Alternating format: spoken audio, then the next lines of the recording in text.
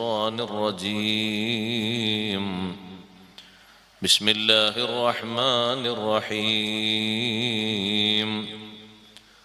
والذين صبروا ابتغاء وجه ربهم وأقاموا الصلاة وأنفقوا مما رزقناهم سرا وعلانية ويدرؤون بالحسنة السيئة أولئك لهم عقبى الدار جنات عدن يدخلونها ومن صلح من آبائهم وأزواجهم وذرياتهم والملائكة يدخلون عليهم من كل باب سلام عليكم بما صبرتم فنعم عقبى الدار. صدق الله العلي العظيم. صدق وصدق وبلغ رسوله النبي الكريم. ونحن على ما قال ربنا من الشاهدين الشاكرين والحمد لله رب العالمين. بنور رسول الله أشرقت الدنا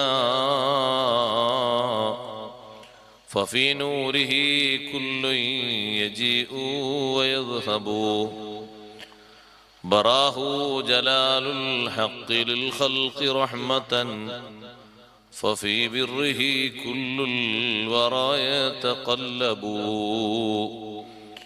بدا مجده من قبل نشأة آدم فاسماؤه في العرش من قبل تكتب بمبعاثه كل النبيين بشرت فما مرسل إلا له كان يخطب صلاة وتسليم وأزكى تحيتي على المصطفى المختار خير البرية.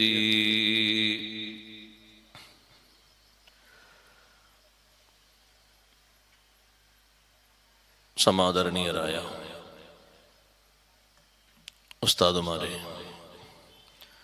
പണ്ഡിതന്മാരെ, നേതാക്കളെ, കാരണവന്മാരെ, മുതഅല്ലിംകളെ, പ്രിയമുള്ള സഹോദരങ്ങളെ, സഹോദരിമാരെ, സുഹൃത്തുക്കളെ,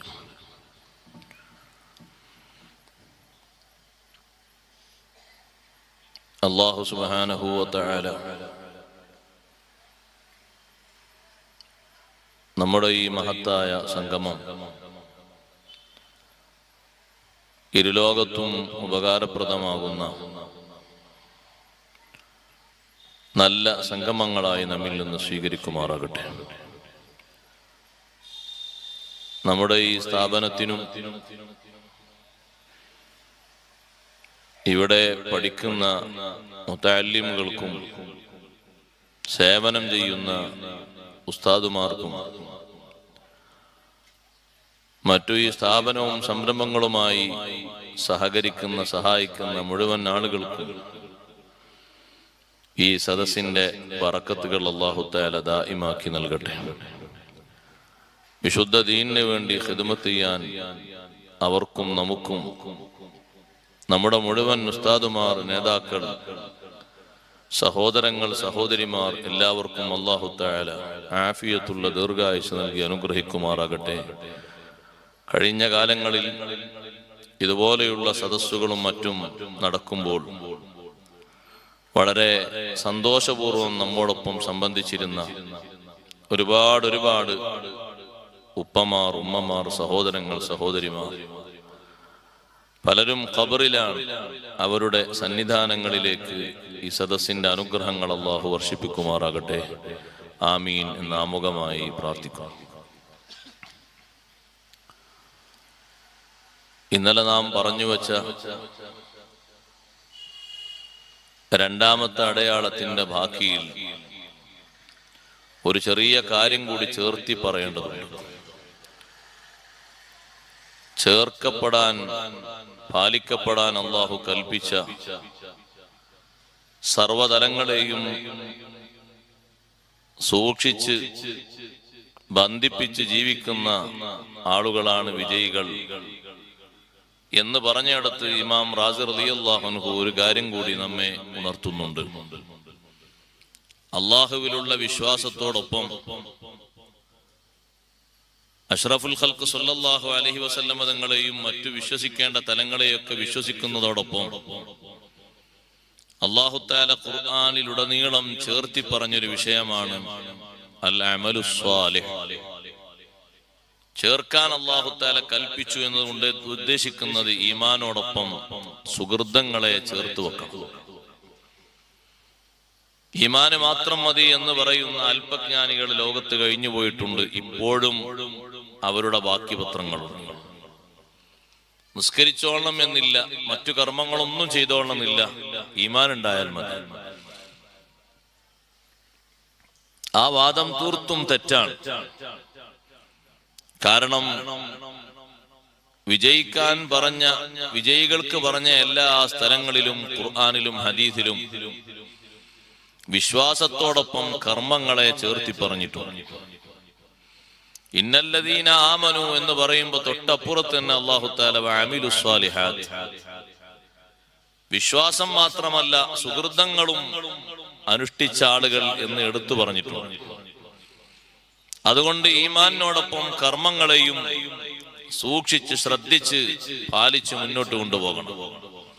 സുഹൃതങ്ങൾ എപ്പോഴും നമ്മുടെ ജീവിതത്തിന്റെ കൂടപ്പിറപ്പുകളായി മാറും. സൽക്കർമ്മങ്ങൾ ഒരുപാട് നമുക്ക് പതിവ് വേണം, രാത്രിയിലും പകലുമായിട്ട്. മുറതെറ്റാതെ കൊണ്ടു നടക്കുന്ന ആ സുഹൃതങ്ങളിൽ നമുക്ക് വലിയ സന്തോഷവും ആശ്വാസവും കണ്ടെത്താൻ കഴിയും. ഒറ്റക്ക് കഴിയുന്ന സ്ഥലങ്ങളിൽ, പ്രത്യേകിച്ചും ഖബറു, ഒറ്റപ്പെട്ടു എന്ന് തോന്നിപ്പിക്കുന്ന രംഗങ്ങളിലൊക്കെ നമ്മുടെ കൂടെ ബാക്കി നിൽക്കുന്നത് അമലാണ്. എല്ലാവരും നമ്മോടൊപ്പം ഉണ്ടാകുന്നത് ഖബറിസ്ഥാന് വരെയാണ്. പിന്നെ നമ്മൾ അങ്ങോട്ട് ഒറ്റക്കാണ്. എഴുന്നേറ്റ് വരുന്നതും ഒറ്റക്കാണ്. പലരും നടന്നു പോകുന്നുണ്ടെങ്കിലും നമ്മളെ നടത്തിക്കൊണ്ടുപോകുന്നത് കൂടെ രണ്ടാളുകൾ അപ്പുറത്തും ഇപ്പുറത്തും നിന്ന് നടക്കാനൊക്കെ പറയുമ്പോ നമ്മൾ അവരെയും ഇവരെയും ശ്രദ്ധിച്ചു നിൽക്കൂല, ഒറ്റക്ക് അങ്ങനെ നടക്കും. ഒരവലംബം കിട്ടുന്നത് വരെ അങ്ങനെയാണ്. ആ നടക്കുന്ന നടത്തത്തിലും കൂടെയുള്ള ഷഹീദാകുന്ന, സാക്ഷിയാകുന്ന മലക്ക്, സന്തോഷം പറയുന്ന ആള് സുഹൃതങ്ങൾ എമ്പാടുമുള്ള ആളാണ്.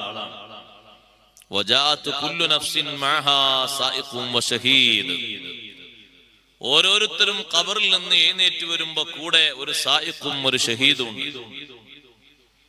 സായിഖ് എന്ന് പറഞ്ഞാൽ നമ്മെ മുന്നോട്ട് നയിക്കുന്ന ആള്. രണ്ടും മലക്കുകളാണ്.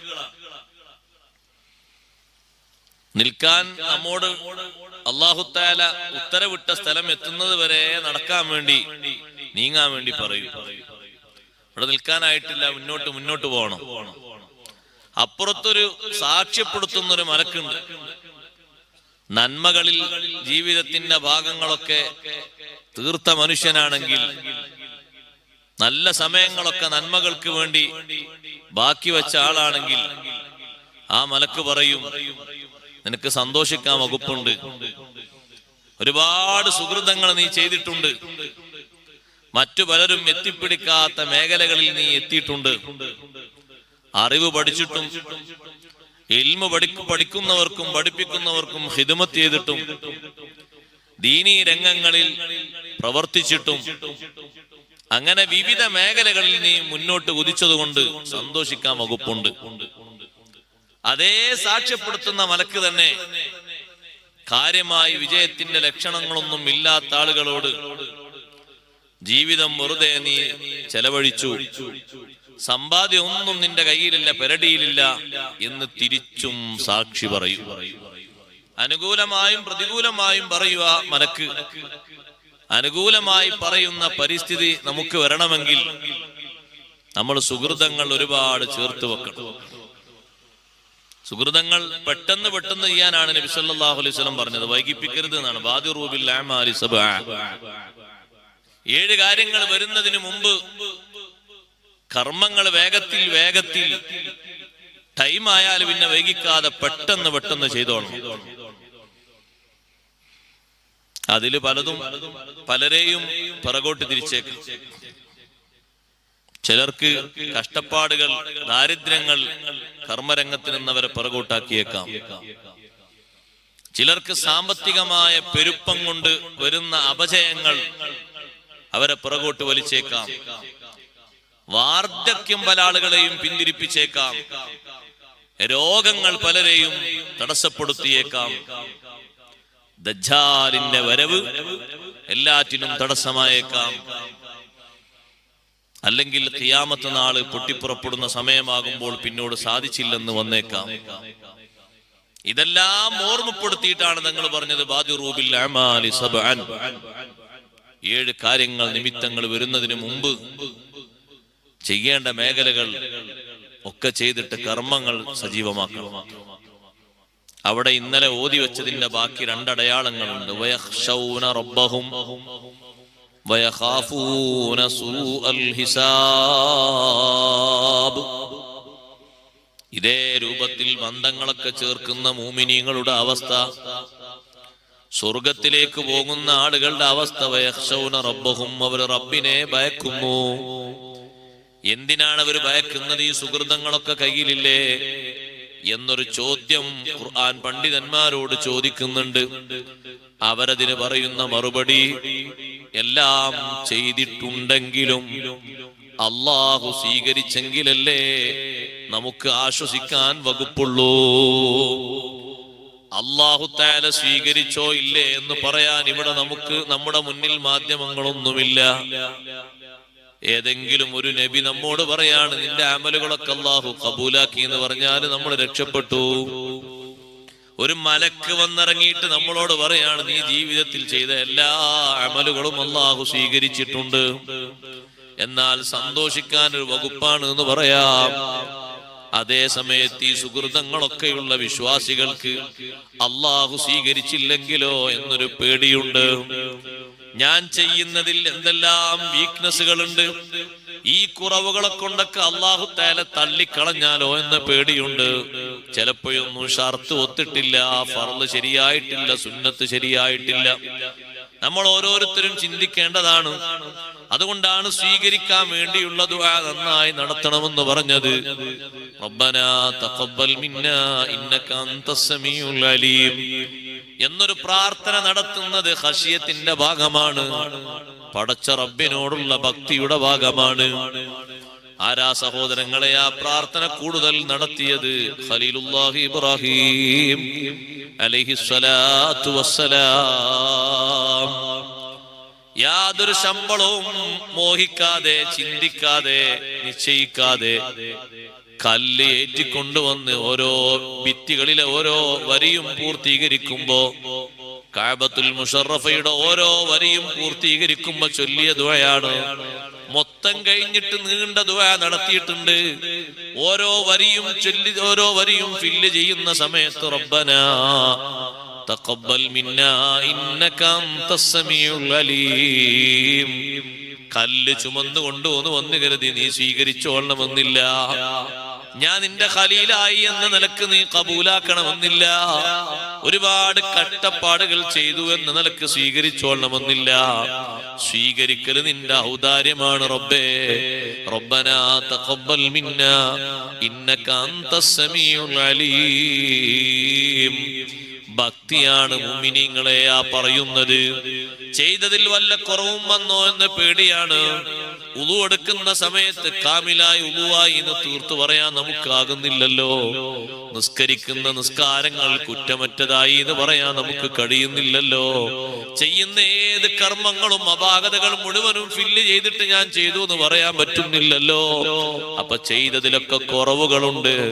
അല്ലാഹു തആല ഈ കുറവുകളുള്ള അമലുകളൊക്കെ തള്ളിയേക്കുമോ എന്ന ഭക്തി കാരണം അള്ളാഹുവിനെ പേടിച്ചുകൊണ്ട് പ്രാർത്ഥനയിലും ചെയ്ത അമലുകളൊക്കെ സ്വീകരിച്ചു കിട്ടാനുമുള്ള മോഹത്തിൽ ഭക്തിയോടെ ജീവിക്കുന്നവരാണ് സയ്യിദത്തുനാ ബീവി ആയിഷ റളിയല്ലാഹു തആല അൻഹ ചോദിച്ചല്ലോ, ഒരു ദിവസം ഖുർആൻ ഓതിയിട്ട് ഒരുപാട് നേരം ചിന്തിച്ച് കരഞ്ഞുപോയ മഹദി അഷ്റഫുൽ ഖൽഖ് സല്ലല്ലാഹു അലൈഹി വസല്ലം വീട്ടിലേക്ക് വന്നപ്പോ, എന്താണ് ആയിഷ ഇങ്ങനെ ചിന്തിക്കുന്നത്? അള്ളാഹുവിന്റെ റസൂലേ, ഞാൻ ഈ സൂറത്തും തുടക്കം മുതൽ ഓതി വന്നതാണ്. ഈ ആയത്തെത്തിയപ്പോൾ സൂറത്തുൽ മുഅ്മിനൂനയിലെ ആയത്ത് വല്ലദീന യുതൂന മാ തവ ഖുലൂബുഹും വജില അന്നഹും ഇലാ റബ്ബിഹിം റാജിഊൻ എന്ന ആയത്തെത്തിയപ്പോൾ എന്റെ മനസ്സിൽ ആശങ്കകൾ കൂടി വന്നു. ഈ പറഞ്ഞത് ആരെ പറ്റിയാണ് എന്ന് ഞാൻ കുറെ നേരം ആലോചിച്ചു. നിർവഹിക്കേണ്ട കാര്യങ്ങളൊക്കെ നിർവഹിച്ചു, ചെയ്തു കൂട്ടേണ്ട കാര്യങ്ങളൊക്കെ ചെയ്തു കൂട്ടിയിട്ട് വഖുലൂബുഹും വജില, മനസ്സിന് വലിയ പേടിയാണ്, ഭീതിയാണ്. ആരെ പറ്റിയാണ് ഈ പറഞ്ഞത്? ദുഷ്കർമ്മങ്ങൾ ഒരുപാട് ചെയ്തു പോയ ആളുകളെ പറ്റിയാണോ? അബദ്ധത്തിലോ അല്ലെങ്കിൽ സ്വന്തം ശരീരത്തിന്റെ ഇച്ഛകൾക്ക് വശംവദരായോ? പിശാചിന് അടിമപ്പെട്ടുകൊണ്ടോ? ഭൗതികതയുടെ സമ്മർദ്ദത്തിലോ ഏതെങ്കിലും രൂപത്തിൽ ചെയ്തു കൂട്ടിയ ആളുകളെ പറ്റിയാണോ? അഷ്റഫുൽ ഖൽഖ് സല്ലല്ലാഹു അലൈഹി വസല്ലം തങ്ങൾ പറഞ്ഞു, അല്ല ആയിഷ, തെറ്റുകുറ്റങ്ങൾ ചെയ്തവരെ പറ്റിയല്ല പറയുന്നത്. നിസ്കാരം കൃത്യമായി നിർവഹിച്ച ആളുകളാണ്, നോമ്പ് നോറ്റവരാണ്, കഴിവിന്റെ പരമാവധി ധർമ്മം ചെയ്തവരാണ്, സ്വന്തം ശരീരം കൊണ്ട് കഠിനാധ്വാനം ചെയ്തവരാണ്, കുടുംബം നല്ല നിലക്ക് അന്തസ്സോടെ പോറ്റി വളർത്തിയവരാണ്, മക്കളെ നന്നായി പഠിപ്പിച്ച് കഠിനാധ്വാനം ചെയ്തവരാണ്. പക്ഷേ ഇതൊക്കെയുണ്ടെങ്കിലും അള്ളാഹു സ്വീകരിക്കുമോ? അള്ളാഹു ഇതെല്ലാം ഏറ്റെടുക്കുമോ എന്നൊരു ഖൗഫാണ് അവർക്ക്, എന്നൊരു ഭക്തിയാണ് അവരെ ഖൽബിൽ. വഖുലൂബുഹും വജില അന്നഹും ഇലാ റബ്ബിഹിം റാജിഊൻ. ഇക്കർമ്മങ്ങളെ കൊണ്ട് നമ്മൾ റബ്ബിലേക്ക് മടങ്ങാനുള്ളവരാണ്. അള്ളാഹു ഇതിലെന്തെങ്കിലും വീക്ക്നെസ്സുകൾ കണ്ട് തള്ളിയേക്കുമോ? അങ്ങനെ ഒരു ഭക്തി മഹാന്മാർക്കുണ്ട്, സ്വർഗത്തിൽ പോകുന്നവർക്കുണ്ട്. നിങ്ങൾ കേട്ടിട്ടില്ലേ, ബഹുമാനപ്പെട്ട അത്വാഉ സുലമി റളിയല്ലാഹു അൻഹു പാവപ്പെട്ട നിലക്ക് ജീവിച്ച വലിയൊരു മഹാനാണ്. ദിവസങ്ങളോളം വീട്ടിൽ തൊഴിലെടുത്ത് ജോലിയെടുത്ത് മെത്തകൾ ഉണ്ടാക്കി, ചെറിയ ചെറിയ കിടക്കകൾ ഉണ്ടാക്കി, അങ്ങാടിയിൽ കൊണ്ടുവന്ന് വിൽപ്പന നടത്തി ഉപജീവന മാർഗം തേടുന്ന മഹാനാണ് അത്വാഉ സുലമി റളിയല്ലാഹു അൻഹു. ഒരു ദിവസം മഹാനവറുകളും ഭാര്യയും മക്കളും എല്ലാവരും അധ്വാനിച്ച് കാണാൻ നല്ല ചൊങ്കും ചൊറുക്കുള്ളൊരു ബെഡുണ്ടാക്കി. ആ മെത്ത ആളുകളൊക്കെ കണ്ടാൽ വാങ്ങിപ്പോകും. ആ രൂപത്തിൽ അതിന് എല്ലാവിധ ചേരുവകളും ചേർത്തിട്ടുണ്ട്. റെഡിയാക്കി അങ്ങാടിയിൽ കൊണ്ടുവന്നു. ഹലാലായ നിലക്കുള്ള ജീവിതമാണ് അവർ ജീവിക്കുന്നത്. അങ്ങനെ വിറ്റിട്ട് കിട്ടുന്ന സമ്പാദ്യത്തിൽ നിന്ന് നോമ്പ് നോറ്റിട്ടും മത്തായം കഴിച്ചിട്ടും മുന്നോട്ട് നീങ്ങുന്ന ആ കുടുംബം പട്ടിണിയുണ്ട് പലപ്പോഴും. പക്ഷേ അല്ലാഹു സുബ്ഹാനഹു വ തആല നിശ്ചയിക്കുന്ന മാർഗങ്ങളിലൂടെ കിട്ടാവുന്നത് മാത്രം സ്വീകരിച്ച് മുന്നോട്ട് നീങ്ങുന്നവരാണ്. ഈ ബെഡ് കൊണ്ട് അങ്ങാടിയിൽ കൊണ്ടുവന്ന് വെച്ചു. ജനങ്ങളെല്ലാവരും മാറി മറിഞ്ഞു നോക്കി. പലരും തിരിഞ്ഞു പോകുന്നു, ആരും വാങ്ങുന്നില്ല. പലരും എടുത്തു നോക്കുന്നു, താഴെ വെക്കുന്നു, എടുത്തു നോക്കുന്നു, താഴെ വെക്കുന്നു. അത്വാഉ സുലമി റളിയല്ലാഹു അൻഹു അത് കയ്യിൽ പിടിച്ചുകൊണ്ട് ഓരോ ആളുകളും കൂടി നിൽക്കുന്ന ഭാഗത്തൂടെ നടക്കാൻ തുടങ്ങി. ഒരു കടക്കാരന്റെ മുന്നിലെത്തിയിട്ട് ഈ ബെഡ് വേണോ എന്ന് ചോദിച്ചപ്പോ അദ്ദേഹം പറഞ്ഞു, നിങ്ങൾ കൊണ്ടുവന്ന ഈ മെത്തയുണ്ടല്ലോ, അതിന് ഒരുപാട് കുറവുകളുണ്ട്. അവിടെ നിറച്ചത് ശരിയായിട്ടില്ല, ഇവിടെ തുന്നിയത് ശരിയായിട്ടില്ല, അവിടെ വക്കൊപ്പിച്ചത് റെഡി ലെവലായിട്ടില്ല. പോരായ്മകൾ പലതും പറഞ്ഞപ്പോ അത് കയ്യിൽ പിടിച്ചുകൊണ്ട് മഹാനവറുകൾ പൊട്ടി പൊട്ടി കരയുന്നു. അപ്പൊ ഇദ്ദേഹം വിചാരിച്ചു, പഠിച്ചവനെ വാങ്ങാത്തതുകൊണ്ട് കുറവൊക്കെ പറഞ്ഞുകൊണ്ട് ഇത്രയും ദിവസത്തെ അധ്വാനം വെറുതെയായി എന്ന് വിചാരിച്ച് പാവപ്പെട്ട ഈ മനുഷ്യൻ കരയാണ്. നിങ്ങൾ കരയണ്ട, ഞാൻ വാങ്ങിക്കോളാം. നിങ്ങൾ കരയണ്ട, ഞാനത് വാങ്ങും. കരയണ്ട. നിങ്ങൾ എന്റെ കടയുടെ മുന്നിൽ വന്ന് നിങ്ങൾ ഇങ്ങനെ കരയുമ്പോ ആളുകൾക്കൊക്കെ തോന്നൂലേ ഞാൻ എന്തോ നിങ്ങളെ ചീത്ത പറഞ്ഞു, എതിർത്ത് പറഞ്ഞുകൊണ്ടാണ് കരയുന്നത്. കരയണ്ട, ഞാൻ വാങ്ങിക്കോളാം. അപ്പൊ കരച്ചിൽ ഒന്നുകൂടി കരച്ചിൽ പിന്നെ ശക്തി കൂടാണ്. ചോദിച്ചു, നിങ്ങൾ എന്തിനാ കരയുന്നത്?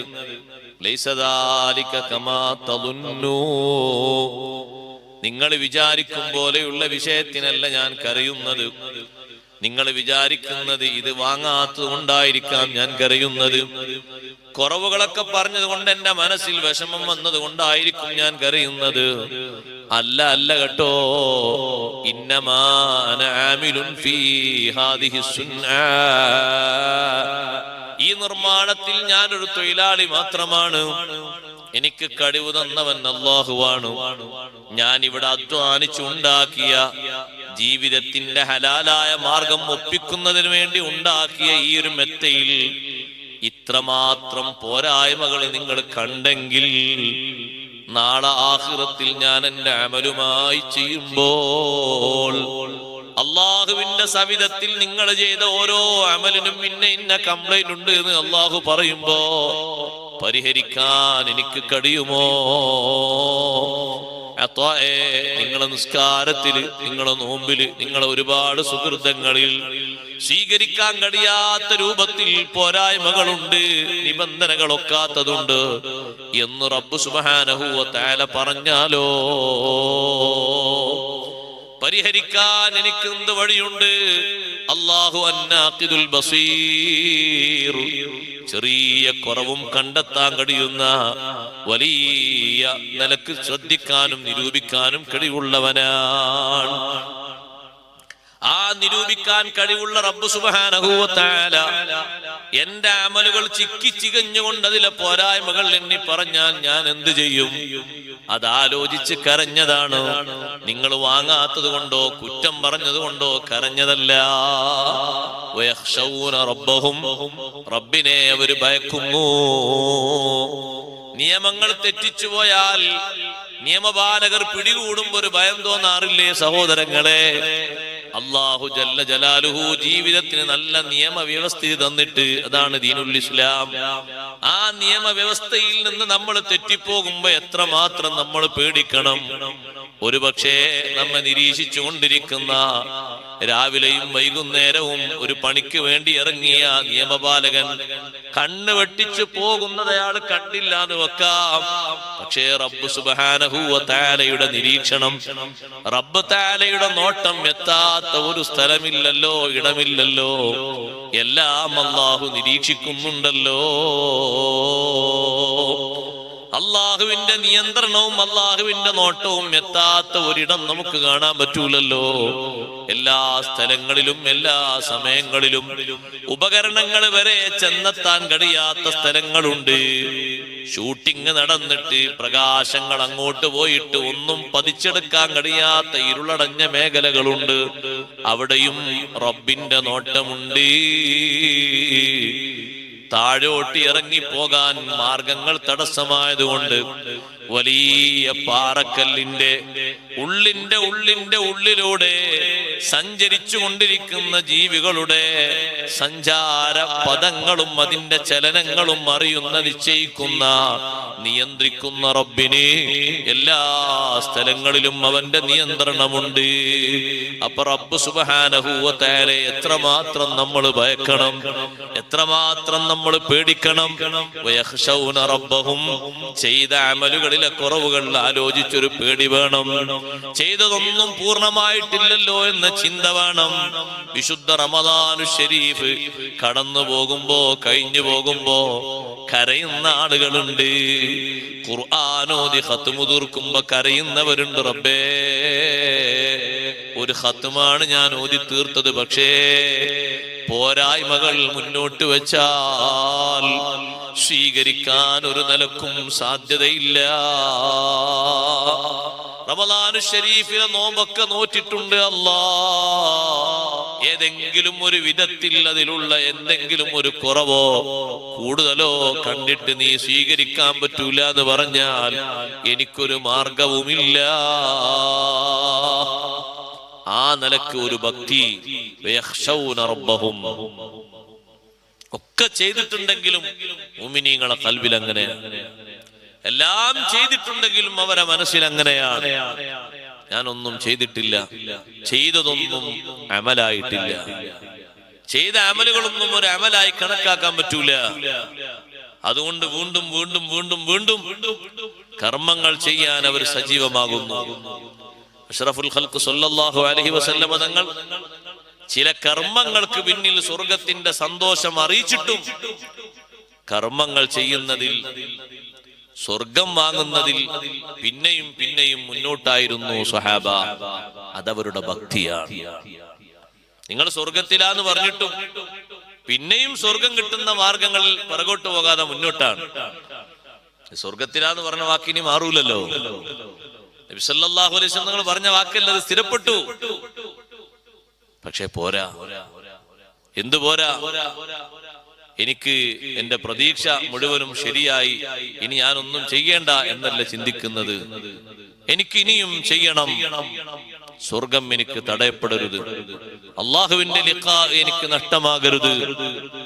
പരലോകത്തിന് വേണ്ടി വീണ്ടും വീണ്ടും ചെയ്യാൻ അവരുടെ ഭക്തി മൂലം അവർ മുന്നോട്ട് വരികയാണ്.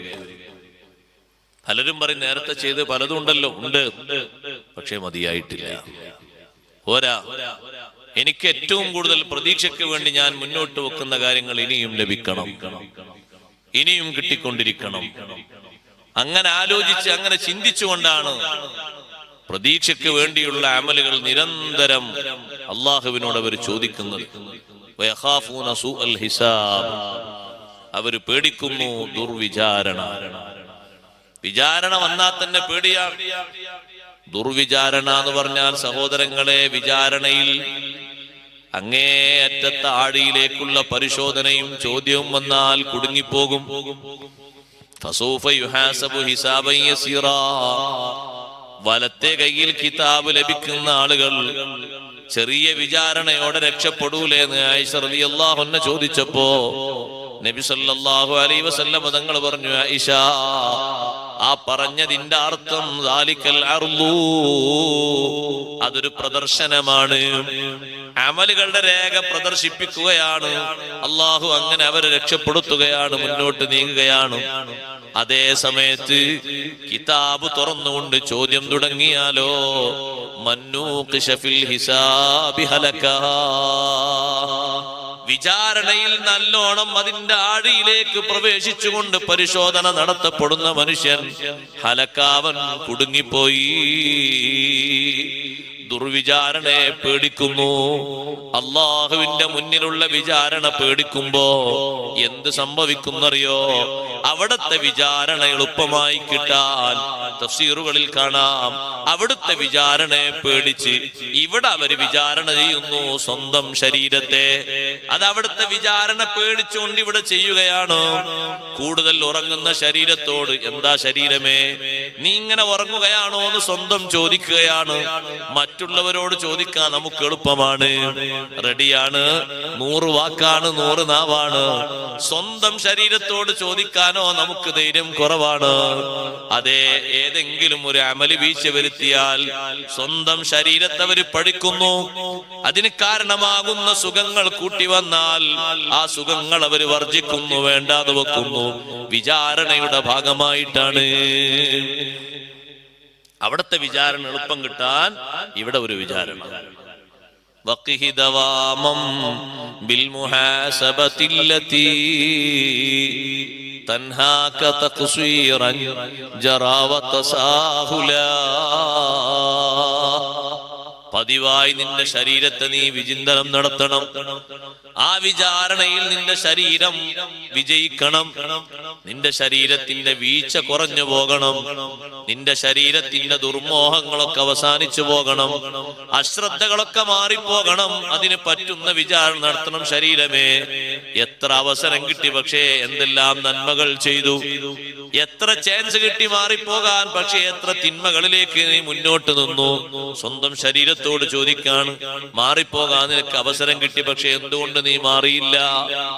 മാറി ചിന്തിക്കാൻ നിനക്ക് പല ദൃഷ്ടാന്തങ്ങളും അല്ലാഹു തആല തന്നു, എന്തുകൊണ്ട് നീ മാറിയില്ല?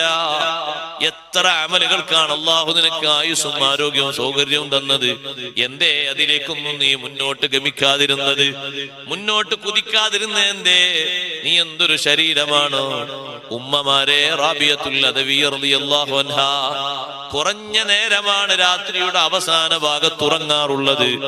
കുറച്ചങ്ങ് ഉറങ്ങിയാൽ തന്നെ ശരീരത്തോട് ചോദിക്കും, കം തനാമീൻ യാ നഫ്സു കം തനാമീൻ, ശരീരമേ എത്ര ഉറക്കമാ നീ ഉറങ്ങുന്നത്? ഉറക്കമില്ലാത്ത ഒരു രോഗത്തെ പറ്റി നീ ചിന്തിക്കുന്നില്ലേ ശരീരമേ? അവിടെ ഉറങ്ങാനുള്ള അവസരമില്ലല്ലോ. തീരെ ഉറക്കം വരാത്ത ഒരു ലോകത്തെ പറ്റി നീ എന്താണ് ആലോചിക്കാത്തത് എന്ന് സ്വന്തം ശരീരത്തോട് പറയുകയാണ്. വിചാരണയുടെ മാർഗത്തിൽ തന്നെയാണ് മൈമൂനത്തുൽ മിസ്രിയ്യ റളിയല്ലാഹു അൻഹാ രാത്രി മുഴുവനും സ്വന്തം ശരീരത്തോടും മറ്റുള്ളവരോടും ഒരു വിചാരണയുടെ വഴി എന്ന നിലക്ക് അജബല്ലിൽ മുഹിബ്ബി കൈഫ യനാമു കുല്ലു നൗമിൻ അലൽ മുഹിബ്ബി ഹറാമു. അല്ലാഹുവിനെ മഹബ്ബത്ത് വെക്കുന്ന മനുഷ്യന്റെ കാര്യം അത്ഭുതമാണ്. റബ്ബ് സുബ്ഹാനഹു വ തആലക്ക് ഉറക്കമില്ലല്ലോ, മഹബ്ബത്ത് വെക്കുന്നവൻ ഉറങ്ങുന്നു. അല്ലാഹുവിനെ മഹബ്ബത്ത് വെക്കുന്ന ആള് അല്ലാഹു തആല സ്വീകരിക്കുന്ന മാർഗം സ്വീകരിക്കണ്ടേ? കുല്ലു നൗമിൻ അലൽ മുഹിബ്ബി ഹറാമു. രാത്രികളിൽ ഈ ഒരു ബൈത്തും ചൊല്ലിയിട്ട് മൈമൂനത്തുൽ മിസ്രിയ്യ റളിയല്ലാഹു അൻഹ അങ്ങനെ നടക്കുന്നത്, പർവ്വതങ്ങളിലൂടെ അങ്ങോട്ടും ഇങ്ങോട്ടും ദിക്ർ ചൊല്ലിയിട്ട് രാത്രി അങ്ങനെ തീർക്കുന്നത് ജനങ്ങൾ കാണുന്നു. അവരുടെ ദൃഷ്ടിയിൽ മൈമൂനത്തുൽ മിസ്രിയ്യ റളിയല്ലാഹു അൻഹയെ പറ്റി മജ്നൂനത്താണെന്നവർ പറയുന്നുണ്ടെങ്കിലും അല്ലാഹുവിനെ പേടിച്ചും ആഖിറത്തെ പേടിച്ചും ചിന്തിച്ച് ജീവിതം മാറിപ്പോയ മഹദിയാണ്. അവർക്ക് സ്വന്തം ശരീരത്തെ വിചാരണ ചെയ്യുകയാണ്. ഉമർ ഇബ്നുൽ ഖത്താബ് റളിയല്ലാഹു അൻഹു സ്വന്തം ശരീരത്തെ വിചാരണ ചെയ്യാനാണ് എപ്പോഴും ഒരു വായിലിനെ കൂടെ നിർത്തിയത്, വാളുകാരനെ കൂടെ നിർത്തിയത്. ഭരണം ഏറ്റെടുത്ത ശേഷം രാത്രി ഉസ്താദുമാരെ വിളിച്ച് ആഖിറത്തെ കുറിച്ചുള്ള വാള് പറയിപ്പിച്ചിരുന്ന മഹാനാണ് ഉമർ ഇബ്നു അബ്ദുൽ അസീസ് റളിയല്ലാഹു അൻഹു. എന്നും ഇശാഇന്റെ ശേഷം ഓരോ ഭാഗത്തുള്ള ആലിമീങ്ങളോട് വരാൻ പറയും. ഖബറിനെ പറ്റിയും മൗത്തിനെ പറ്റിയും ബർസഖിയ ലോകത്തെ പറ്റിയും മഹ്ശറിനെ പറ്റിയും വാള് പറയാൻ പറയും. അവര് പറയും, ഞങ്ങൾ വാള് പറയുമ്പോ ഞങ്ങളെ മുന്നിൽ കിടക്കുന്നത് ഒരു മയ്യിത്താണെന്ന് ഞങ്ങൾക്ക് തോന്നാറുണ്ട്. ആ രൂപത്തിൽ നിശ്ചലമായ ഒരു ശരീരം, വാളങ്ങനെ കേട്ട് കേട്ട് കേട്ട് കേട്ട് കേട്ട് അനുദിനം മെലിഞ്ഞുപോയ ശരീരമാണ് ഉമർ ഇബ്നു അബ്ദുൽ അസീസ് റളിയല്ലാഹു അൻഹുവിന്റെ ശരീരം. ആ വാള് ശരിക്ക് ശരീരത്തിന്റെ ഖൽബിനോട് മാത്രല്ല, ശരീരത്തിന്റെ ബാഹ്യഭാഗത്തോടടക്കം ടച്ച് ചെയ്തു പോയി. ആയത്തുകളും ഹദീസുകളും ആഴത്തിൽ ചിന്തിച്ചുകൊണ്ട് നല്ല പ്രൗഢി ഉണ്ടായിരുന്ന, നല്ല സൗന്ദര്യം ഉണ്ടായിരുന്ന, നല്ല സൗകര്യങ്ങൾ ഉണ്ടായിരുന്ന മഹാനവറുകൾ എല്ലാ നിലക്കും മെലിഞ്ഞ് ഒട്ടിയ ശരീരമായി മാറിപ്പോയി. അത്രത്തോളം അവര് അല്ലാഹു തആലാനെ കുറിച്ച്, ആഖിറത്തെ കുറിച്ച് ചിന്തിച്ചു പോയി, പേടിച്ചു പോയി. ഒരൊറ്റ ആഖിറത്തെ കുറിച്ച് ഒരൊറ്റ വരി ഓർമ്മപ്പെടുത്തുമ്പോഴേക്ക് അവരൊക്കെ വല്ലാതെ പേടിച്ചു പോകുക. വിചാരണ എന്ന് പറഞ്ഞാൽ ചെറിയ വിചാരണ. നമ്മൾ ആലോചിച്ചു നോക്കിയാൽ ഇവിടെ ഒരു കോർട്ടിൽ ഒരു 10 മിനിറ്റ് വിചാരണയ്ക്ക് വേണ്ടി കൊണ്ടുപോകുന്നു. എത്ര ആളുകളാണ് ബോധം കെട്ടി വീഴുന്നത്? എത്ര ആളുകളാ ബോധം കെട്ടി വീഴുന്നത്? ഒരു മഹാ കുറ്റവാളിയായ ഒരു മനുഷ്യനെ ഈ അടുത്ത് പിടികൂടിയിട്ട് നിങ്ങളൊക്കെ വായിച്ചില്ലേ, 20 വർഷമാണ് കോടതി തടവിന് വിധിച്ചത്. ആ വിധി ശിക്ഷ നടപ്പിലാക്കാൻ വേണ്ടി ജഡ്ജി വന്നത് ഉപരിഭാഗത്തിലൂടെ, മുകളിലൂടെ. താഴെ വന്നാൽ സ്വാധീനിക്കപ്പെടും. അപ്പൊ മുകളിലൂടെ മുകൾ ഭാഗത്തൂടെ വന്നു. ഹെലികോപ്റ്ററിൽ വന്നിട്ട് വിധി പറയുന്ന സ്ഥാപനത്തിന്റെ മുകളിൽ കോപ്റ്ററിൽ നിന്ന് താഴെ ഇറങ്ങി, അതിലൂടെ ഇറങ്ങി വന്ന് വിധി പ്രസ്താവിച്ചുകൊണ്ട് അതേ ഹെലികോപ്റ്ററിൽ കയറി പറന്നുപോയി. വിധി കേട്ട സമയം ബോധം കെട്ടുപോണു. എന്താ വിധി? 20 വർഷം കഠിന തടവ്. അത്രൊരു വർഷം കൊണ്ട് തീരുവോ ആഖിറത്തിലെ വിധി? ചുരുങ്ങിയ വർഷം കൊണ്ട് തീരോ? ചുരുങ്ങിയ ശിക്ഷ കൊണ്ട് അവസാനിക്കൂ? ആ വിചാരണയെ പറ്റി നല്ല ബോധവും ചിന്തവും വേണം. മുഅ്മിനീങ്ങൾക്ക് ആഖിറത്തിന്റെ വിചാരണ പറ്റി നല്ല ബോധം വേണം. ഹാസിബു നുഫൂസകും ഖബ്ല അൻ തുഹാസബു. നിങ്ങളുടെ ശരീരത്തെ നിങ്ങൾ നമ്മളോട് പറയാം, നമ്മളെ ശരീരത്തെ നമ്മൾ വിചാരണ ചെയ്യണം. വിചാരണക്ക് വെളിവാക്കപ്പെടുന്നതിന് മുമ്പ് ഒരു സ്വയം വിചാരണ വേണം. മുഅ്മിനീങ്ങൾ ഓരോ ദിവസവും ചെയ്യുന്ന കാര്യങ്ങളെ കുറിച്ച് ഒന്ന് വിചിന്തനം നടത്തും. എന്നിട്ട് ഓരോ ദിവസവും അങ്ങനെ മാറ്റം കൊണ്ടുവരിക. എല്ലാ ദിവസവും ഒരുപോലെ ആകാൻ പാടില്ല, എല്ലാ മാസവും ഒരുപോലെ ആകാൻ പാടില്ല. മാറ്റങ്ങൾ വേണം.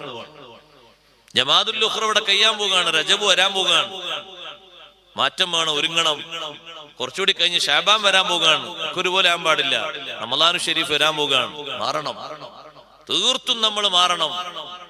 ആ മാറ്റത്തിന് നമ്മുടെ മനസ്സിൽ, നമ്മുടെ സ്വഭാവത്തിൽ, നമ്മുടെ ശരീരത്തിൽ നമ്മൾ ഏൽപ്പിക്കുന്ന വിചാരണ കൊണ്ട് നമുക്കതിന് സാധിക്കണം. നാലാമത്തെ ലക്ഷണമായി, അടയാളമായി പഠിപ്പിച്ചു, അവര് ദുർവിചാരണയെ പേടിക്കുന്നു. ആഖിറത്തിൽ ഓരോ പേജുകളും പരതിയുള്ള വിചാരണ ആലോചിക്കാൻ കഴിയാത്തൊരു വിചാരണയാണ്.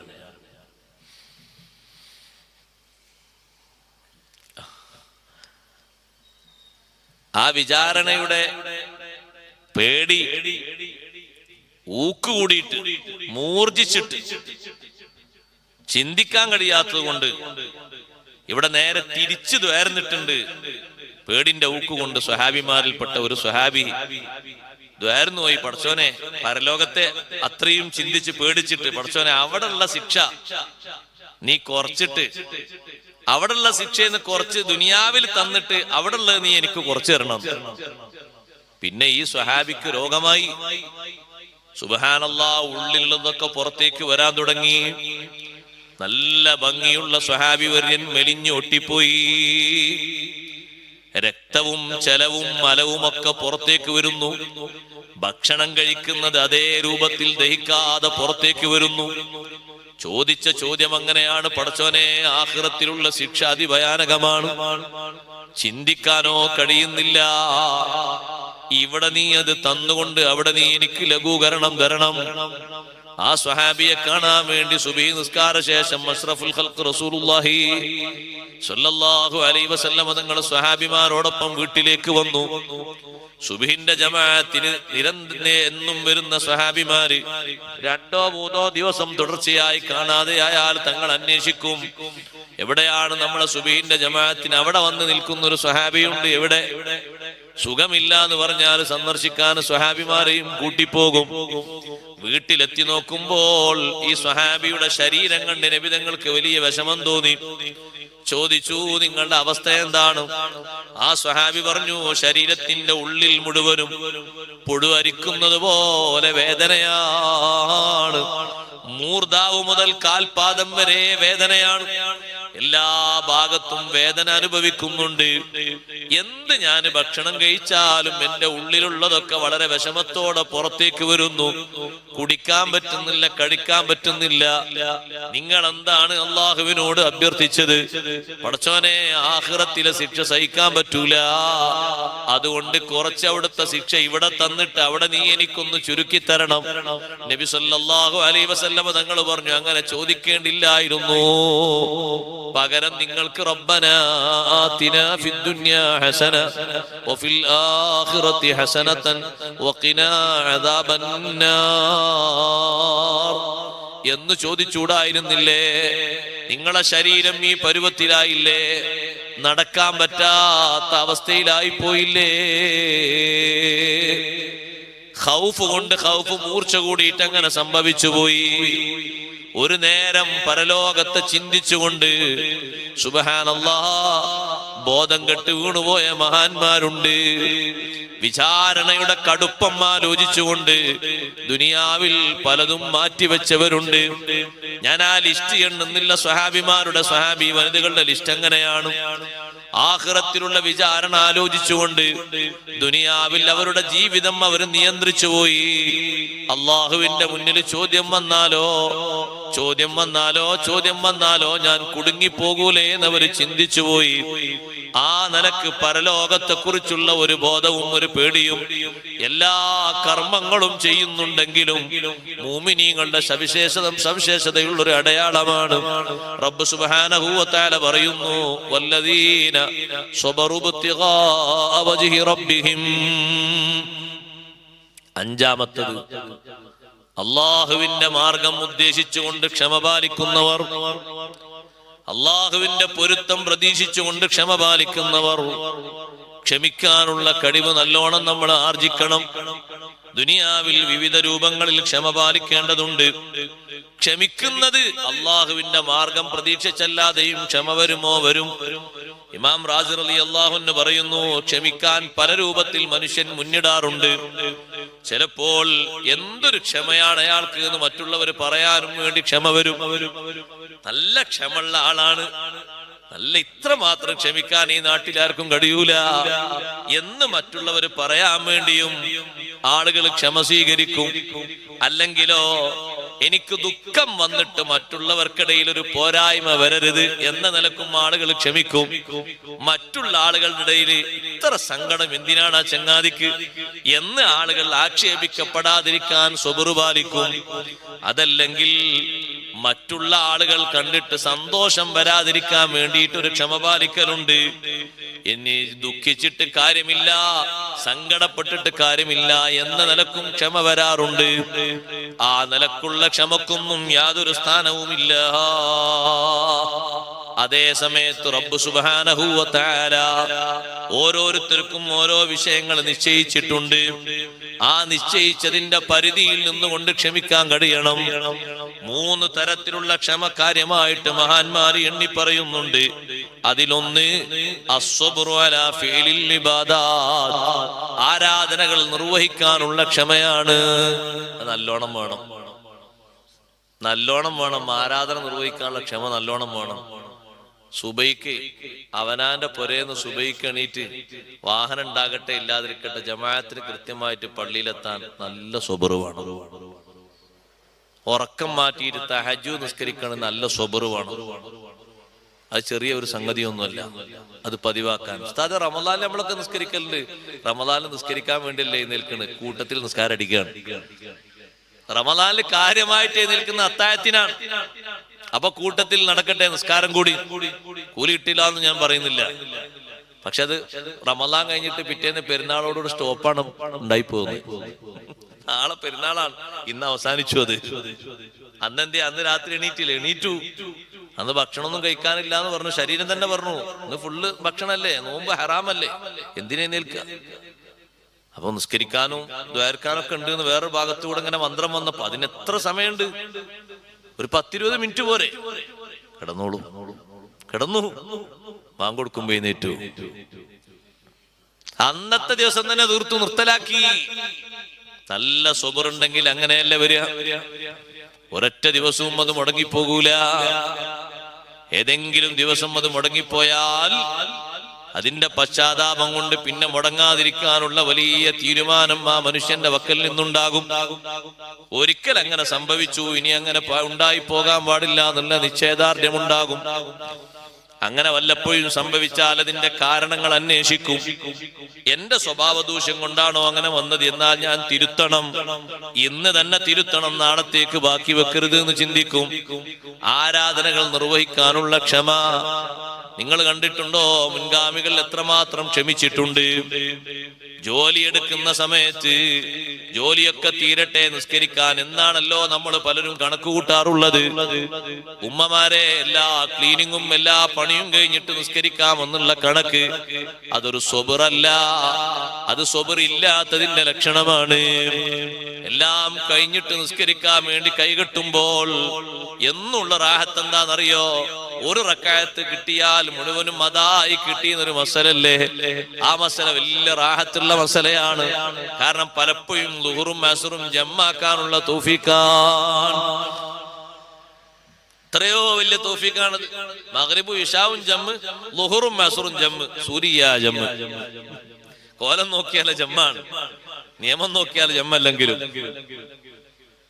പിന്നെ ആകെ നിസ്കരിക്കുന്ന വേറിട്ട് നിസ്കരിക്കുന്ന നിസ്കാരം സുബഹിയേ ഉള്ളൂ.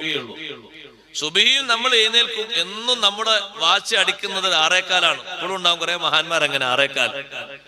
ഒരു 6:15 സിസ്റ്റം, 6:20 സിസ്റ്റം. അങ്ങനെ എഴുന്നേറ്റ് അവർ പ്രാഥമിക കർമ്മങ്ങളൊക്കെ നിർവഹിച്ച് ഇങ്ങനെ വന്ന് നിസ്കാരം കഴിഞ്ഞിട്ട് പുറത്തു വന്നിട്ടും കലണ്ടറിലൊക്കെ നോക്കുകയാണ്. ഏതെങ്കിലും ഒരു കലണ്ടറിൽ ഒരു 3 മിനിറ്റ് അപ്പുറത്തേക്ക് എഴുതി കണ്ട നല്ല കലണ്ടറാണത്. കാരണം ഉദയം ഒരു 3 മിനിറ്റ് വൈകിട്ട് എഴുതിയത്. ആ കലണ്ടറിന് എല്ലാ കൊല്ലവും വാങ്ങണം. ഇവന് ഇഷ്ടം പോലെ ഉറങ്ങാലോ. അതാണ് പതിവ്. അപ്പൊ അതിന് ഒരു ക്ഷമയുണ്ടെങ്കിൽ ആ കൃത്യ നേരത്തെ നിർവഹിക്കും. ഇബാദത്തിനുള്ള ക്ഷമ, ആരാധന കൃത്യസമയത്ത് നിർവഹിക്കാനുള്ള ക്ഷമ എല്ലാവരും ആർജിക്കണം. ഉസ്താദുമാർ മുത്തഅല്ലിമീങ്ങൾക്ക് നൽകുന്ന വലിയ ശിക്ഷണത്തിന്റെ ഒരു ഭാഗം അതാണ്. വളരെ കൃത്യമായിട്ട് തെറ്റിപ്പോകാതെ ആ ശിക്ഷണത്തിലാണ് ദർസുകളും നമ്മുടെ സ്ഥാപനങ്ങളും മറ്റുമൊക്കെ നീങ്ങിക്കൊണ്ടിരിക്കുന്നത്. കൃത്യസമയത്ത് വിളിച്ചുണർത്തി ജമാഅത്തിൽ സംബന്ധിക്കുന്നതിന് വേണ്ടി എല്ലാവരെയും നോക്കി വാച്ച് ചെയ്ത് മുടങ്ങാത്ത രീതിയിൽ അങ്ങനെ കൊണ്ടുപോകാൻ. അവല് വക്ത് വിട്ട് ഒരു നിലക്കും പോകാൻ പാടില്ല. എന്തെങ്കിലും കാരണങ്ങളൊക്കെ ഉണ്ടൊക്കെ പിന്തിയാലും അവല് വക്ത് വിട്ട് അങ്ങോട്ട് പോകാൻ പാടില്ല. അങ്ങനെ പഴയ കാലത്തൊക്കെ ഹാറൂൺ റഷീദിന്റെ ഒരു മകനെ സംബന്ധിച്ച് ചരിത്രം പറയുന്നുണ്ട്. ഹാറൂൺ റഷീദ് ഭരണം ഏൽക്കുന്നതിന്റെ മുമ്പ് ജനിച്ചൊരു കുട്ടിയാണ്. ഭരണം ഏറ്റപ്പോ ആ കുട്ടി അവിടുന്ന് പുറത്തുപോയി. പാപ്പ ഞാനിവിടെ നിൽക്കുന്നില്ല, ഞാനിവിടെ നിന്നാല് നിങ്ങളെ കസേര കഴിഞ്ഞാൽ ആ കസേരയിൽ ഞാൻ ഇരിക്കേണ്ടി വരും. ദുന്യാവിന്റെ തലയിൽ വരും, ദുന്യാവിൽ ഞാൻ കുടുങ്ങിപ്പോകും. അതുകൊണ്ട് ഞാൻ പോകുകയാണ്, നിങ്ങൾ സമ്മതം തരണം. എനിക്ക് നേരം പോക്കിന് വേണ്ടി ഒരു മുസ്ഹഫും തരണം. ആ നേരം പോക്കിന് മുസ്ഹഫാ ചോദിക്കുന്നത്. പാട്ട് പാടുന്നൊരു കിതാബല്ല മുസ്ഹഫ്. മുസ്ഹഫാണ് നേരം പോക്കിന് ചോദിച്ചത്. ജോലി കഴിഞ്ഞിട്ട് വന്നിരിക്കുന്ന നേരം എന്താ പണി? മുസ്ഹഫിൽ നോക്കി ഓത് തന്നെ. രാത്രിയും ഓത, പകലും ഓത. മുസ്ഹഫ് വാങ്ങിയിട്ട് ആ കുട്ടി നാട് വിട്ടുപോയി. സമ്മതപ്രകാരം വേറെ പ്രദേശത്ത് പോയി നല്ലോണം ജോലി ചെയ്യുന്ന ആ കുട്ടി ആര് ജോലിക്ക് വിളിച്ചാലും പറയുന്ന ഷർത്ത്, ളുഹർ വാങ്ക് കൊടുത്താൽ പള്ളിയിൽ ജമാഅത്തിന് പോകും, നിസ്കാരം കഴിഞ്ഞ് വന്നിട്ടേ പണി തുടരൂ. അസ്ർ വാങ്ക് വിളിച്ചാലും ജമാഅത്തിന് പോകും, കഴിഞ്ഞ് വന്നിട്ടേ പണി തുടരൂ. അതിന് പറ്റുമെങ്കിൽ വിളിച്ചാൽ മതി. എത്രമാത്രം സുബ്ഹാനല്ലാഹ്, എത്രമാത്രം വലിയൊരു സുബ്റാണത്. ഈ എടുക്കുന്ന പണിയിൽ വെക്കുന്ന ഒരു ഷർത്ത് എത്രമാത്രം വലിയ ഷർത്താണ്.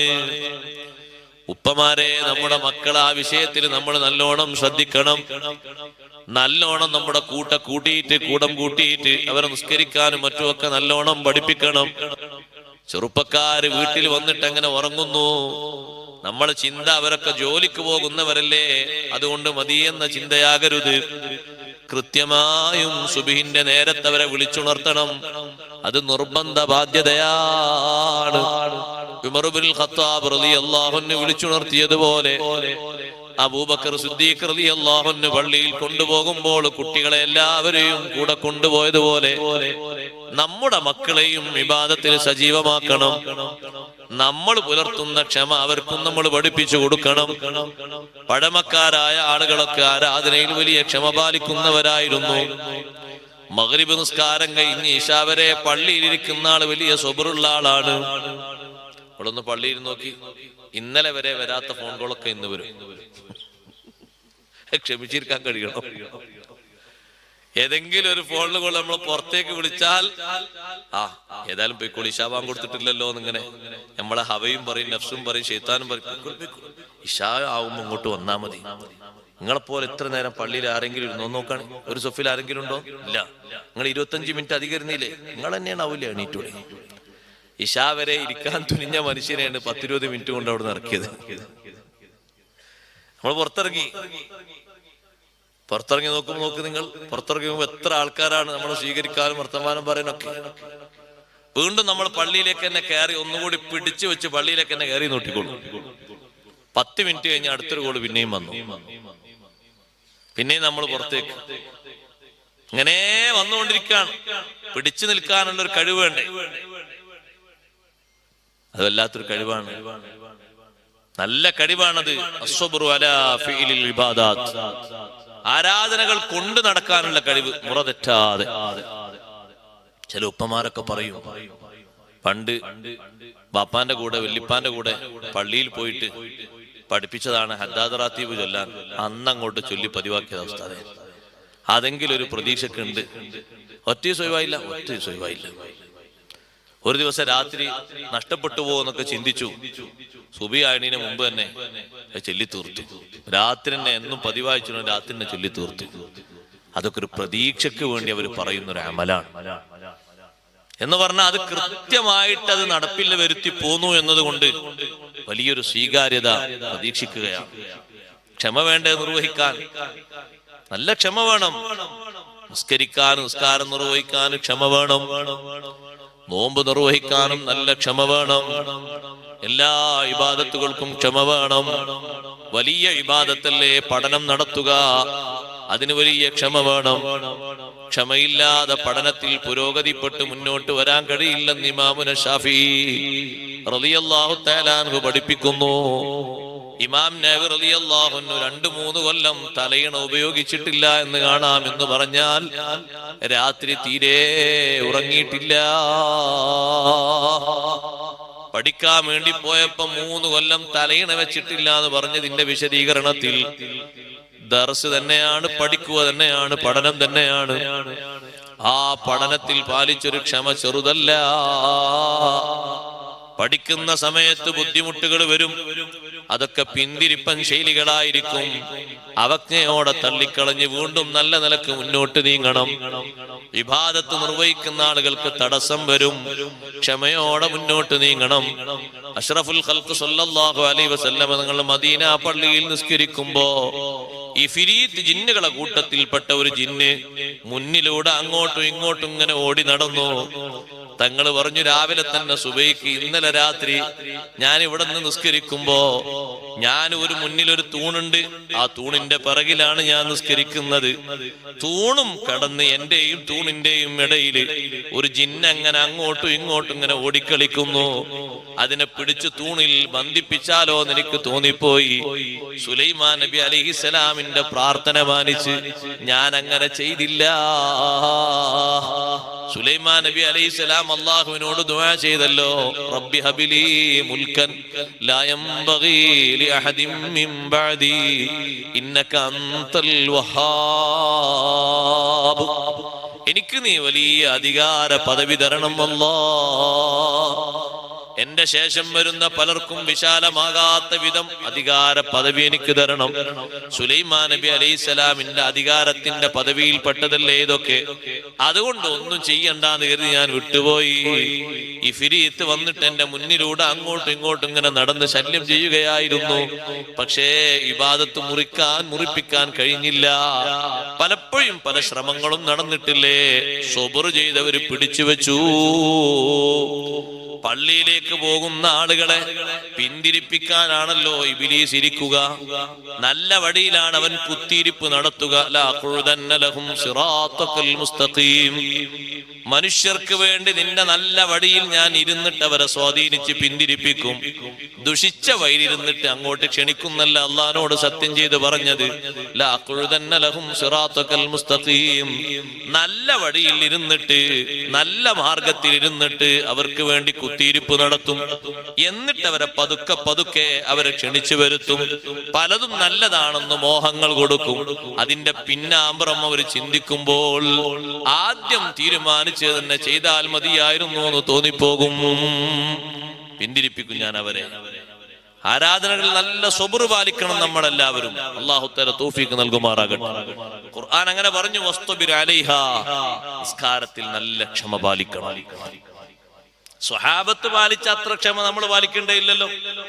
എത്രമാത്രം ക്ഷമയാണ് അവർ പാലിച്ചത്. അപ്പുറത്ത് സായുധരായ വിഭാഗം, ആ സായുധരായ വിഭാഗം അപ്പുറത്ത് നിൽക്കുമ്പോൾ അല്ലാഹു തആലാന്റെ ഉത്തരവ് ഇപ്പുറത്ത് ഒരു സംഘത്തെ ചേർത്തുകൊണ്ട് നിസ്കരിക്കണം ജമാഅത്തായിട്ട്. ജമാഅത്തായിട്ട് ഒരു കൂട്ടരോട് കൂടെ ഒരു സഹാബത്തിൽപ്പെട്ട ഒരു വിങ്ങോടെ തങ്ങൾ നിസ്കരിക്കണം. തങ്ങളോടൊപ്പം നിസ്കരിക്കുന്നവർ ഒരു റക്അത്ത് സ്വന്തമായി നിസ്കരിച്ച് സലാം വീട്ടി പോകണം.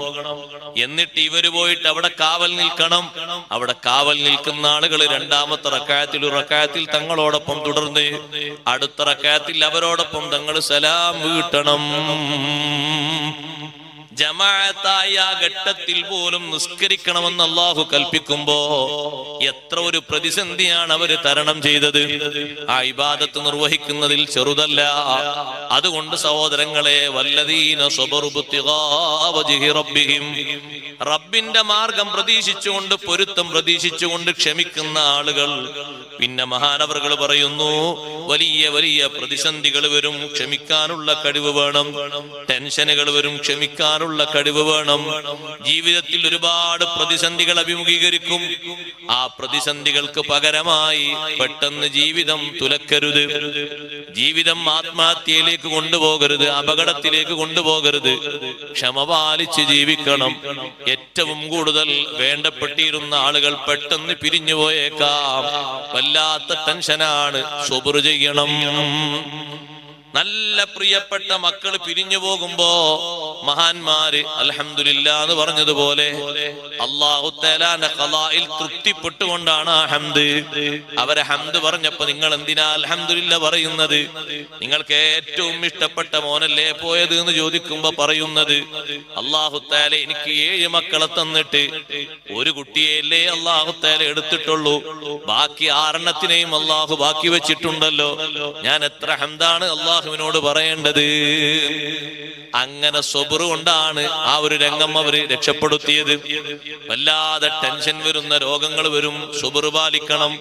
നല്ലോണം ക്ഷമ പാലിച്ചുകൊണ്ട് അല്ലാഹു തആലാന്റെ വിധിയിൽ പൊരുത്തപ്പെട്ട് വ്യാകുലപ്പെടാതെ, റബ്ബെന്തിനാണ് എന്നെ എങ്ങനെ ആക്കിയത് എന്ന് ചിന്തിക്കാതെ, പരീക്ഷണത്തിലുള്ള ക്ഷമക്ക് ഉദാഹരണം പറഞ്ഞത് ബഹുമാനപ്പെട്ട യാക്കൂബ് നബി അലൈഹിസ്സലാമിനെയാണ്. യാക്കൂബ് നബി അലൈഹിസ്സലാം എന്തൊരു ക്ഷമയാണ് ക്ഷമിച്ചത്. പരീക്ഷണത്തിലുള്ള ക്ഷമയാണ്. ആ ക്ഷമ കൊണ്ട് മക്കൾ മുഴുവനും നന്നായി കിട്ടിയോ? കിട്ടി. എല്ലാവരും സ്വാലിഹീങ്ങളായി കിട്ടി.